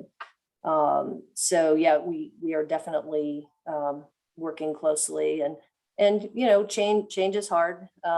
Things have been done a certain way for a long time. I just think back, sort of having worked on climate change for many years, and it was sort of always something off in the future. It's going to be 10 years from now, 20 years from now, and I think sort of the last 3 years with the heat waves we had in that September, sort of I call it the day of darkness, when we had all the the wildfire smoke in the communities, the heat.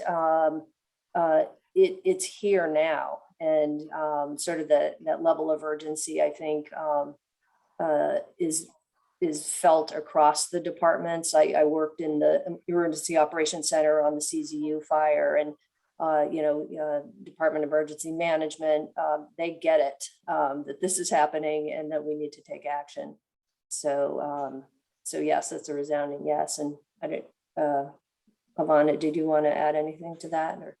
Sure. Just the only thing I realized, well, not the only thing, I realized many things when I first started working on this project ever, but the most obvious thing was there's nothing that our department can do unilaterally. I mean, there's almost nothing that we can do unilaterally as a county in this plan.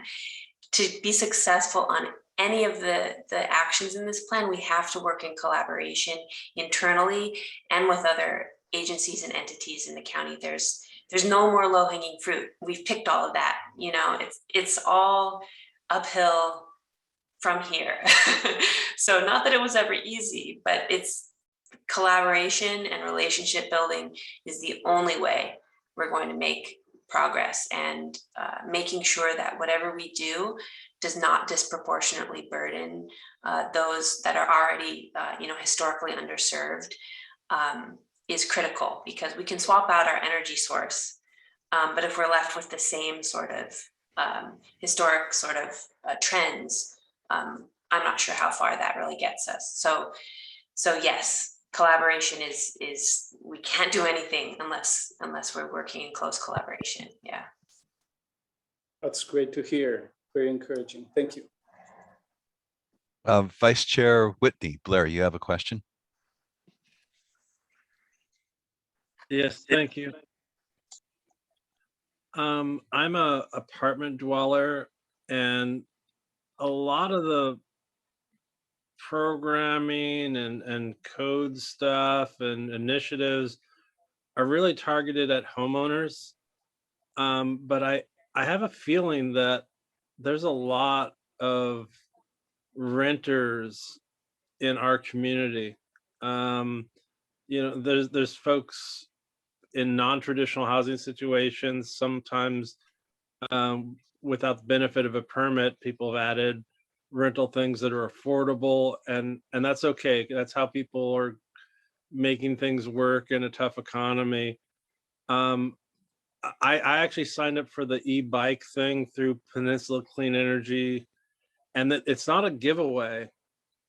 I didn't get it the first round, but the second round they sent me a voucher. I had 30 days to use it, and it was weird because they would only fund a bicycle that was $15.99, and I went to every bike store they listed, and there was like only one model that would be under the threshold, and that particular model at each store kind of sucked. And I finally circled back to Sports Basement, like, all right, I'll get this one. And then the voucher expired. They can tweak it a little bit. We can be an advocate to make things more flexible, because people want to try these things. There's folks taking the bus to work, biking to work, that could be part of the solution with e-bikes and one less car on the road. But whoever's designing these things, I don't know, that's like an arbitrary number. It just seems weird. I looked at e-vehicles, and I'm a renter. My landlord has zero interest in adding a charging station. I would have to lobby, even though I can see that there's incentives and grants to help pay for it. If we kind of reach down through planning that every new home that has a rental unit should include a charger, offer them some sort of carrot and a stick thing. There's a way we can, make things kind of sync better. So I'm just brainstorming, but I support the idea in principle. I just think that the devil's in the details, and we need to push and advocate for all members of our community, not just the homeowners. Yeah, go ahead, Carolyn. Oh, yeah. So thank you for bringing those up. And I'm meeting with Jan Pepper, the CEO of PCE. So I'm taking lots of notes. So I will relay your comment on the e-bikes and also as well as on the solar. Yeah, I think that one of the big challenges, and it's always been this way, is multifamily housing, apartment and apartments. And sort of, providing those opportunities, for example, having access to charging stations.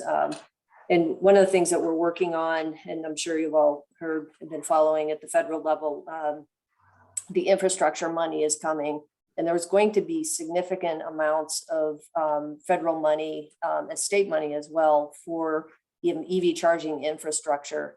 So we're really tracking that very closely to look at, what might be the opportunity for, really affecting that transition to EVs, because it's really all about infrastructure. The vehicles are out there, but we need charging stations in multifamily, in, public facilities. There are sort of aspects where maybe that could be incorporated into the code, like you're saying, when a place is being built, or EV could become one of the requirements. So this is really kind of that next big sort of infrastructure shift that we have to make. PCE's done a lot in transitioning us to clean power, but now we need to do that EV transition as well. So yeah, so more to come on that, and and thanks for those comments. I really appreciate it, and I'll relay those to PCE as well. Thank you. The only thing I would add to that is that we actually are building on a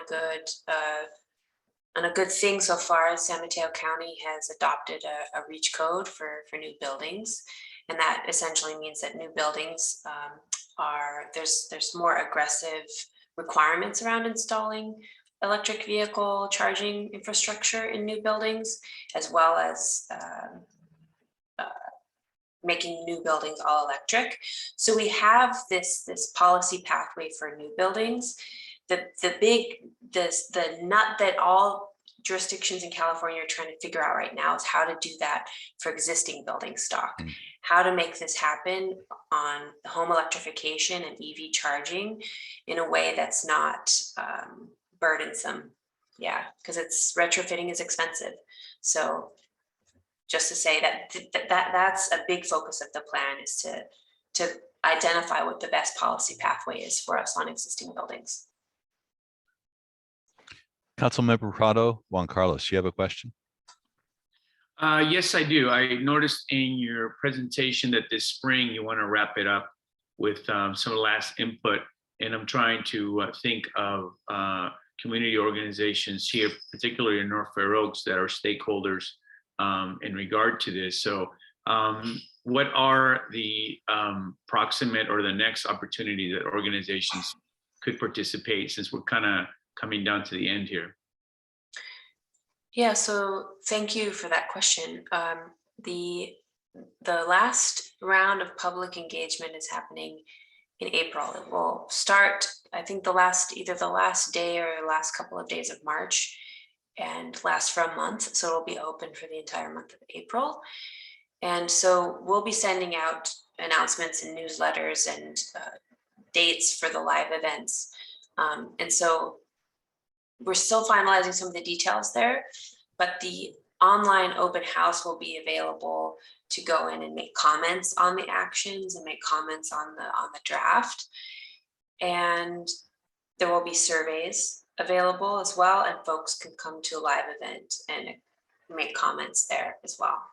So I think that was your question. Am I understanding your question correctly? Yeah, that is correct. I'm particularly interested in the like in-person events. I understand with COVID, there's still a lot of restrictions. So in our community, sometimes because of the technology gap, it's not always easy for organizations or people in North Fair Oaks to always participate in online activities. But if there is in-person meetings, that might be able to help. Yeah, we currently don't have in-person events scheduled, but just because the situation with COVID has been constantly sort of evolving, but that's certainly something we can revisit, because we're well aware of the digital divide, and as hard as we try to sort of overcome that, you know, with different methods of getting surveys out via text or whatever, even paper surveys, it's difficult to bridge that. So yeah, we can certainly kind of go back to the drawing board on the plan, and build in some in-person. Thank you. Yeah. Councilmember Surrio, Beatrice, I see your hand up.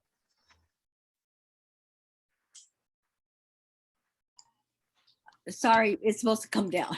Okay, I just Sorry, wanted to check and be sure. Sorry. I had just a couple of clarifying questions myself. The plan obviously is going to apply both to cities as well as the unincorporated area of the county. Is that correct? No, it's just for unincorporated. Just the unincorporated Yeah, area. only Okay. only the land we have jurisdiction over at the county. That was my thought. And how tactical will the final plan be? And I guess a way of illustrating that is we talked about trying to move people from gas to electric water heaters. How specific will the steps that we're going to take be that will encourage people to do that? Will there be some kind of an illustration of potential financial incentives? I guess I'm trying to understand the difference between what we're seeing tonight and what the final plan is going to look like. So the electrification question is, or your question is, I can answer that best when we look at the electrification portion of the plan. So right now, and what the final version of the plan will not be, it won't be the equivalent of adopting a code or building code or ordinance. It's a plan that directs staff to investigate the best policy pathway for electrifying. Mm-hmm. So we aren't waging that. We're not doing the research to establish that ordinance yet. We're saying this is really important and we need to take a lot of care in crafting this. And this is probably the top 5 things that we need to do ASAP when we adopt the plan. We cannot meet our climate goals unless we figure out how to electrify 16% of our buildings in unincorporated county. We can't do it. So that's kind of the top of the list. So I think your question is kind of what kind of teeth does the plan have? And on some things, we're not in a position to adopt an ordinance right when the plan is adopted. We have more work to do in figuring out what the best way to go is. Yeah. Okay, no, that was my understanding. And I guess this would be a question for Carolyn.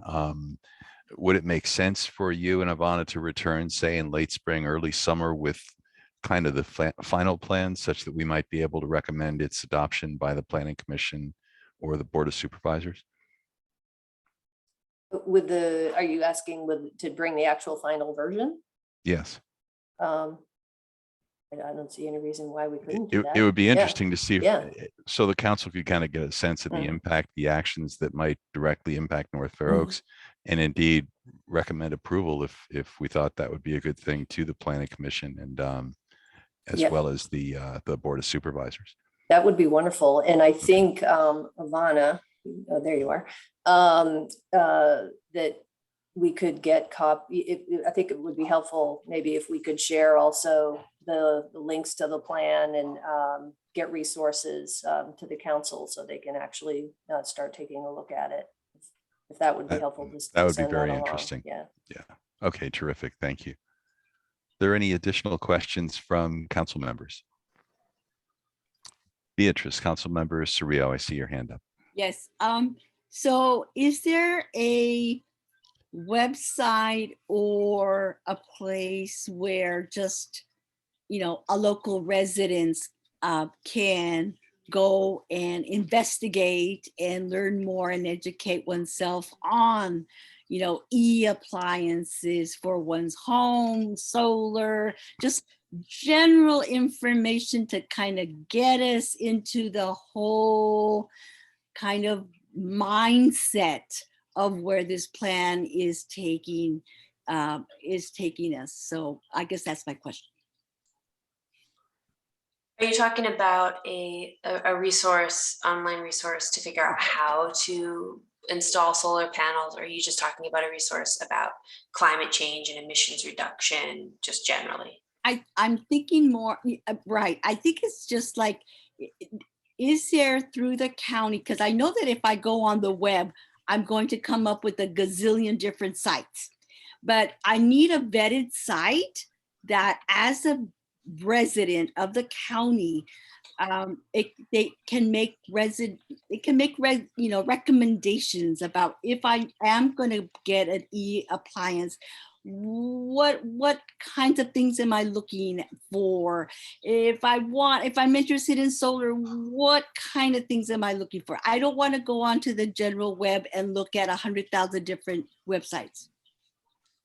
Yeah, this is actually something that some of my colleagues in the office are working on. There's no one-stop shop for this kind of stuff. So we're working on, we recently completed actually a series of case studies on mapping out home electrification and coming up with a singular sort of resource for folks. I would need to kind of do a little bit of assembling of some of those resources for you. I know for sure that Sunwork is our local kind of go-to for solar panels. Just I know that right off the bat. But maybe that's another follow-up for me, for us, is to kind of collate some of the best, most straightforward, simple resources out there. Yeah. Because because I sometimes get asked questions from neighbors and people I know, because they know that I'm on the council, and they look for recommendations, and I would like to have some type of information for when I do get asked as a starting point, that, that's available. Yeah. Yeah, absolutely. Thank you. Thank you. Let's see if we have any public comment on this presentation. I don't see. Yeah, I haven't seen any hands up either. Okay. On the Spanish line, do we have any comments, questions?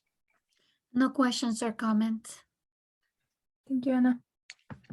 Okay, well, thank you very much to Carolyn and Ivana, and let's stay in touch on this, because I would like the council to have an opportunity to take a look at the final plan. It's a huge topic. There are a lot of different areas being covered on here, but I think you got a sense that there's a lot of interest on the part of the council members in following up on this process. So thank you both very much for your presentation tonight. Thank you. Thank you for inviting us. You've sparked all kinds of ideas of things that I want to do. I was hoping that would be the case. That's terrific. Yeah. Thank you. Have a wonderful evening. Thank you. You too. Our final presentation tonight, San Mateo County Library, North Fair Oaks branch. It's a presentation by Carmen Latona Adams, who's the senior librarian in the San Mateo County Libraries. Carmen, the floor is yours. Thank you. And I have a PowerPoint presentation. I think you guys have it queued up. Yeah. There we go. And I have my notes already on my laptop. So yeah, there you go. So yeah, good evening, Chair Esther and members of the North Fair Oaks Community Council. My name is Carmen Latona Adams, and I am now the branch manager at the North Fair Oaks Library. So I first came on board as the senior librarian and recently promoted to branch manager. I'm really happy to be here presenting in that role. And I'm pleased to present the library's annual report for fiscal year 2020 and 2021. So just a little background. First established as a county free library in 1912, The Library Joint Powers Authority was formed in 1999. Today, each of our 13 libraries is part of a larger family offering transformative experiences, an inclusive sense of place, and an environment for learning. You can go to the next slide. The unique diversity and complexity of those we serve, about 284,000 people live in our service area, inspire and drive our services. We continually assess the needs of our users to respond with thoughtfully designed programs and services that enrich and uplift our communities. Next slide, please. Despite our challenges this year, we proved to be a nimble organization with a flexible strategic plan that allowed us to pivot, innovate, and quickly respond to provide much needed services to the public. Next slide. San Mateo County Libraries continues to be a high-performing organization. Some standout benchmarks include an increasing population of registered library card holders and an outstanding 93% favorability rating. Next slide. Locally, the North Fair Oaks Library had about 1,002 walk-up and curbside visits and circulated over 2,800 items for the fiscal year ending in June 2021. Next slide. Staff ingenuity and thoughtful mobilization resulted in many new and reimagined services. There are so many wonderful accomplishments to be proud of, and I'm excited to highlight a few of them today. Next slide. Staff innovated ways to educate and entertain kids, teens, and adults through high-quality virtual experiences this year. Many of our programs were offered in a language other than English or in multiple languages, making them warm and welcoming to more of our community. We hosted over 1,000 virtual events last fiscal year and approximately 25,300 YouTube views. Next slide. An ongoing commitment to closing the digital divide is stronger than ever. When schools closed immediately, we increased the number of Wi-Fi hotspots to keep our community connected and learning. We've worked closely with schools and community partners to ensure those most in need have distance learning support. We also invested in digital literacy efforts. Staff began providing one-on-one tech support through Zoom, and our workforce development programs have reached hundreds of people to provide vital support given the job losses that followed the COVID-19 outbreak. Next slide. Our commitment to making our libraries equitable for all was strengthened through staff equity trainings and a new equity author series. Additional author visits throughout the school year supported community growth, understanding, and dialogue. Our author visits became widely popular for all ages, not just children. In addition to our adult events, we hosted 17 youth authors in schools throughout the county, and we gave away over 55,000 books to the community. That's for adults and for children. Next slide. Even though we were unable to welcome visitors into our building for most of the year, we connected with our communities through more than 186,000 curbside and walk-up interactions. We also offered free printing and 3D printing services and continued our meals program during the pandemic as a to-go service. Next. And the beautiful new Brisbane Library was completed and opened to the public in April, actually. Our newest library facility has been enthusiastically embraced by the community. And the next slide has some really nice interior shots. Yeah, so that is the big makerspace / community room with all those tables. And then the children's space has that really fun interactive Bgcp display. Next slide. In addition to providing new and unique services during the past year, we also spent many months preparing plans to safely reopen. And in April, we opened our doors to lines of library enthusiasts throughout our system branches. And the next slide is a short video that I'm hoping will play. This is at our Foster City location.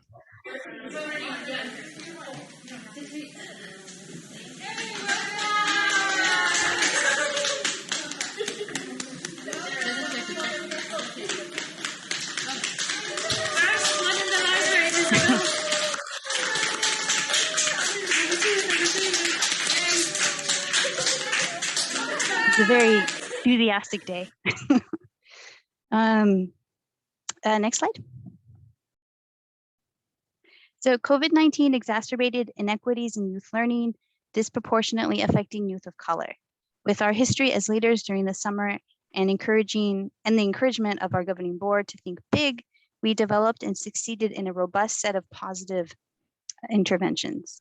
We developed Library Explorers, an in-library camp experience, offered our Families Create program to bring engaging experiences home, and expanded our award-winning Big Lift Inspiring Summers program to 5 weeks, serving close to 1,000 youth. And then the next slide should have another video for Big Lift. And this one is about 2 minutes long.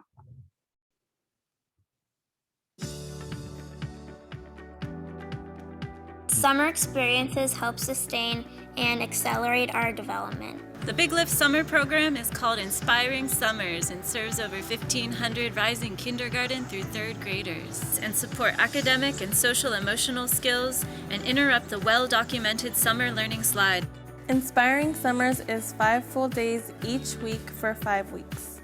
Mornings focus on academic instruction led by credentialed teachers. Activities include singing our alphabet, counting with numbers, and story times. I'm ready for school. I love school. I love reading books. I'm learning to read. Afternoons are for curriculum centered around science, technology, engineering, art, and math. I like learning math. And I love doing the number practice. The Big Lift Inspiring Summers program has been able to transform our early learning and reverse summer learning loss before the new school year begins. All morning she say, Mom, I want to go to the kindergarten in Big Lift. You could just see the change in her, how much fun she had being here every day. She would actually wake up on time, get ready, go to school. There's a new confidence in her. I think it's just a really great start for school because he's going to be going into kindergarten, and instead of having any trepidation, he's excited and enthusiastic and confident that he's going to have a good time. The kids aren't being warehoused, they're being schooled, and I think that makes a huge difference, and it's been really wonderful. The environment is safe and he's happy. That's all that matters to me. He likes to come to school. Big Lift have helped him to know what school is going to be when he starts kinder.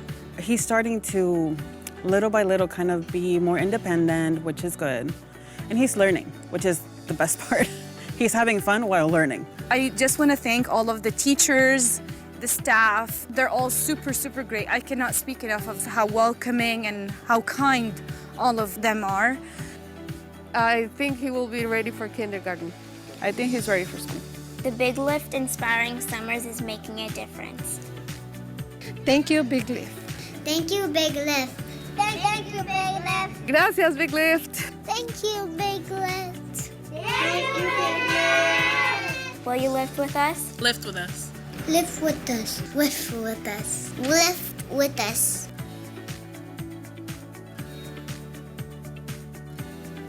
That video always gives me like goosebumps. But locally for Big Lift, I know last year Taft was one of the Big Lift sites, and I recognize some of the learners there and some of the coaches that I know were at Taft. So next slide.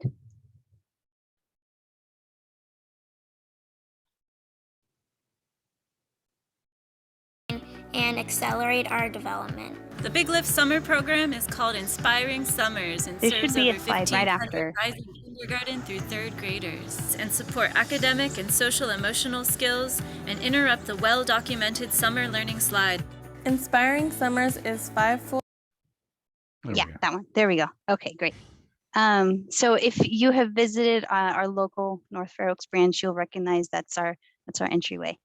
So in March, our family of libraries grew as we welcomed the North Fair Oaks Library into San Mateo County Libraries. Next slide. The North Fair Oaks staff have continued to engage with the community as well as build responsive and interactive displays to make the library space more welcoming and inclusive. In the pictures here, we see Emmanuel, our community program specialist, visit Casa Círculo in the wintertime during their, I think that was the very last week before they broke for winter. They had the families and the parents there just as like a goodbye ceremony, and Emmanuel talked about getting a library card and all the fun things you can do at the library over winter break. And then Black History Month is of course this month, and we made a really nice display. And this is the display when you walk right into the library. We like to change it up every month. And then that bottom corner is our new outreach location, which we're really excited to be partnering with Fresh Approach. They visit the Fair Oaks Health Center twice a month to provide this farmers market outreach event, and we're starting to attend. Next slide. Familias Unidas, we're really happy to be continuing that partnership. In December, they held a graduation ceremony for their participants. We provided free books and resource assistance for families, as well as we encouraged new library card signups. Next slide. And then this is Friendship Park. Again, Emmanuel, very busy guy. One of our popular programs has been the STEAM series at Friendship Park. We're looking forward to a stronger partnership with our San Mateo County Parks Department and county rangers to continue to provide robust educational programming at this park through spring and summer. We've been really excited to be doing this, especially during the COVID closure, when we could continue doing these programs outside at this local park. And then next slide. In November, we welcomed our first in-library field trip. The children learned all about the resources available to them with their library card. I believe these were second graders. And then next slide. Lastly, our story time with the sheriff is back. Really excited about this. So join us every Wednesday at 10:30 a.m. inside the library with Deputy Tashiro. Here we have the children from the next door Redwood City Child Development Center join us. We were doing it outside initially, but now that COVID has since died down a little bit, we have resumed it being indoors, especially with the weather being, cold one day and hot the next. So it's been nice to have it sheltered indoors. And then the last slide, please. We're looking forward to accomplishing many new and exciting priorities, including opening the new Atherton Library this spring and continuing to work towards new libraries in East Palo Alto and Pacifica. Refreshing library interiors and constructing new maker spaces is another project we're looking forward to. That would be specifically for the Foster City, Millbrae, Belmont, and our future Maker Mobile, which when I have more information about that, I'm happy to share it. Of course, increasing digital equity and supporting critical out of school hours, as well as returning to pre-pandemic hours in March. And then my last slide. I just wanted to thank the library staff for their tremendous work and creativity. I'd also like to thank the North Fair Oaks Community Council and the District 4 Supervisor Slocum, of course, for his ongoing support of the library. And that is the end of my presentation. I'm happy to answer any questions. Do we have any questions from Carmen, from members of the council? Councilmember Prado, I see your hand up. Juan Carlos, go ahead. Yeah, thank you for that fabulous presentation. I think I've bored the council before with my childhood stories of going to a library when it was only a room inside the Fair Oaks Community Center. So it's awesome to see the progression and the evolution of it and the services it provides now. My question to you is, one of the things that really prides me of this particular library is the bilingual section, or the sections of books that you have for children in Spanish. Could you elaborate a little bit more in that regard, please? Oh, yes. Yeah. Formerly, when it was managed by Redwood City Library, we retained all of the same books. So the collection has consistently stayed about the same, of course, with the addition of new county materials that we're consistently purchasing. So it still has a very robust collection of Spanish and bilingual Spanish-English titles for both adults and for children. So we're really happy that families consistently come in and are looking for both, actually, for solely Spanish materials, but also that bilingual component, so that children can continue either their English speaking skills or their Spanish speaking skills. Because there are families in North Fair Oaks that with parents who speak primarily Spanish, but their children may not be as fluent. So the parents often come in looking for resources to help the children raise their fluency level. So we continue to provide those resources. Thank you. Councilmember Rodriguez, ever go ahead. Thank you. Carmen, congratulations on your new appointment. Way to go. And I think you're stealing the show by playing Happy Kids. That's beautiful. Anyway, thank you for your work. But considering that the transition from receiving services from Redwood City library system to county system, I wonder if you have received any questions or requests about previous programs that the library may have had. Sure. Probably the number one request was that story time with the sheriff. And so we were really happy to be able to bring that back in a safe manner, and to find a deputy who was really eager to take that on again. So that would be maybe the first request. And then the continued request seems to be more digital literacy help. And so we're working on providing both drop-in one-on-one tech help, as well as more structured bilingual digital literacy classes, beginner computer classes. Yeah, and thank you. And my other question is, do you have a way to measure library use, comparing it to previous use, just to see if it has, increased or declined through the transition from Redwood City to county? Sure. I know we consistently take immaculate statistics, and I'm sure Redwood City Public did as well. I think maybe the only trouble would be that we transitioned during the pandemic, and so there was a big dip of the use of the library, and we're slowly starting to see that come back up to pre-pandemic levels. But I think it would be interesting to maybe like 6 months or a year out to compare the two and just see how the needs of the community has changed over time, and how it's responded to the different levels of service. Right. Yeah, and my last question is, do you get many young adult visitors at the library, or is that a tough group to get? We have a regular amount of middle schoolers who like to walk and visit us. High schoolers, I don't think we see them as often, but I think that speaks to the profound work that the Boys and Girls Club and the Sienna Youth Center do for this community, and that they're well served by those two community groups. But that is something that we're looking towards partnering with other community agencies to provide more levels of service to that youth group, whether it's we were talking about like SAT help, study help during finals week, things like that. It's things that we can do to augment what's already being offered in this community. So yeah, we haven't been seeing that many of them, but that's something that we're working towards improving. Great, thank you. Vice Chair Whitney, you have a question. Go ahead, Blair.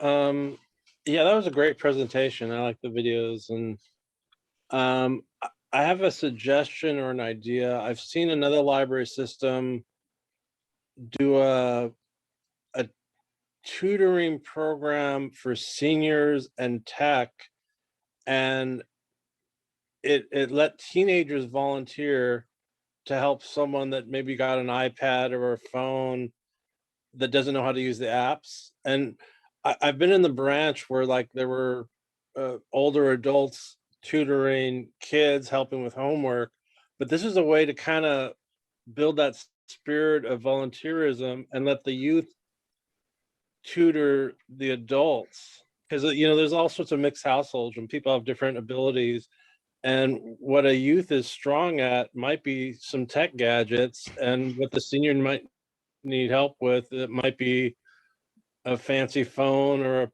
a iPad or whatever it is.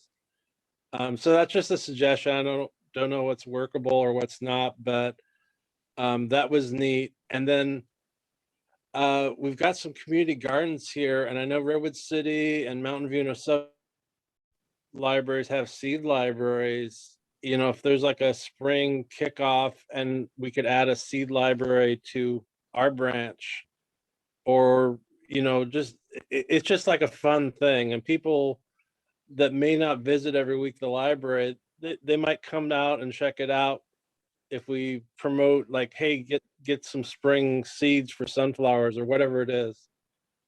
That's all I got. Thanks, and great presentation. Thank you.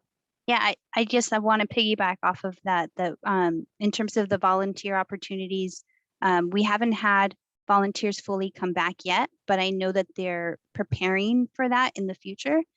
So I'll definitely take that feedback back to our volunteer coordinator.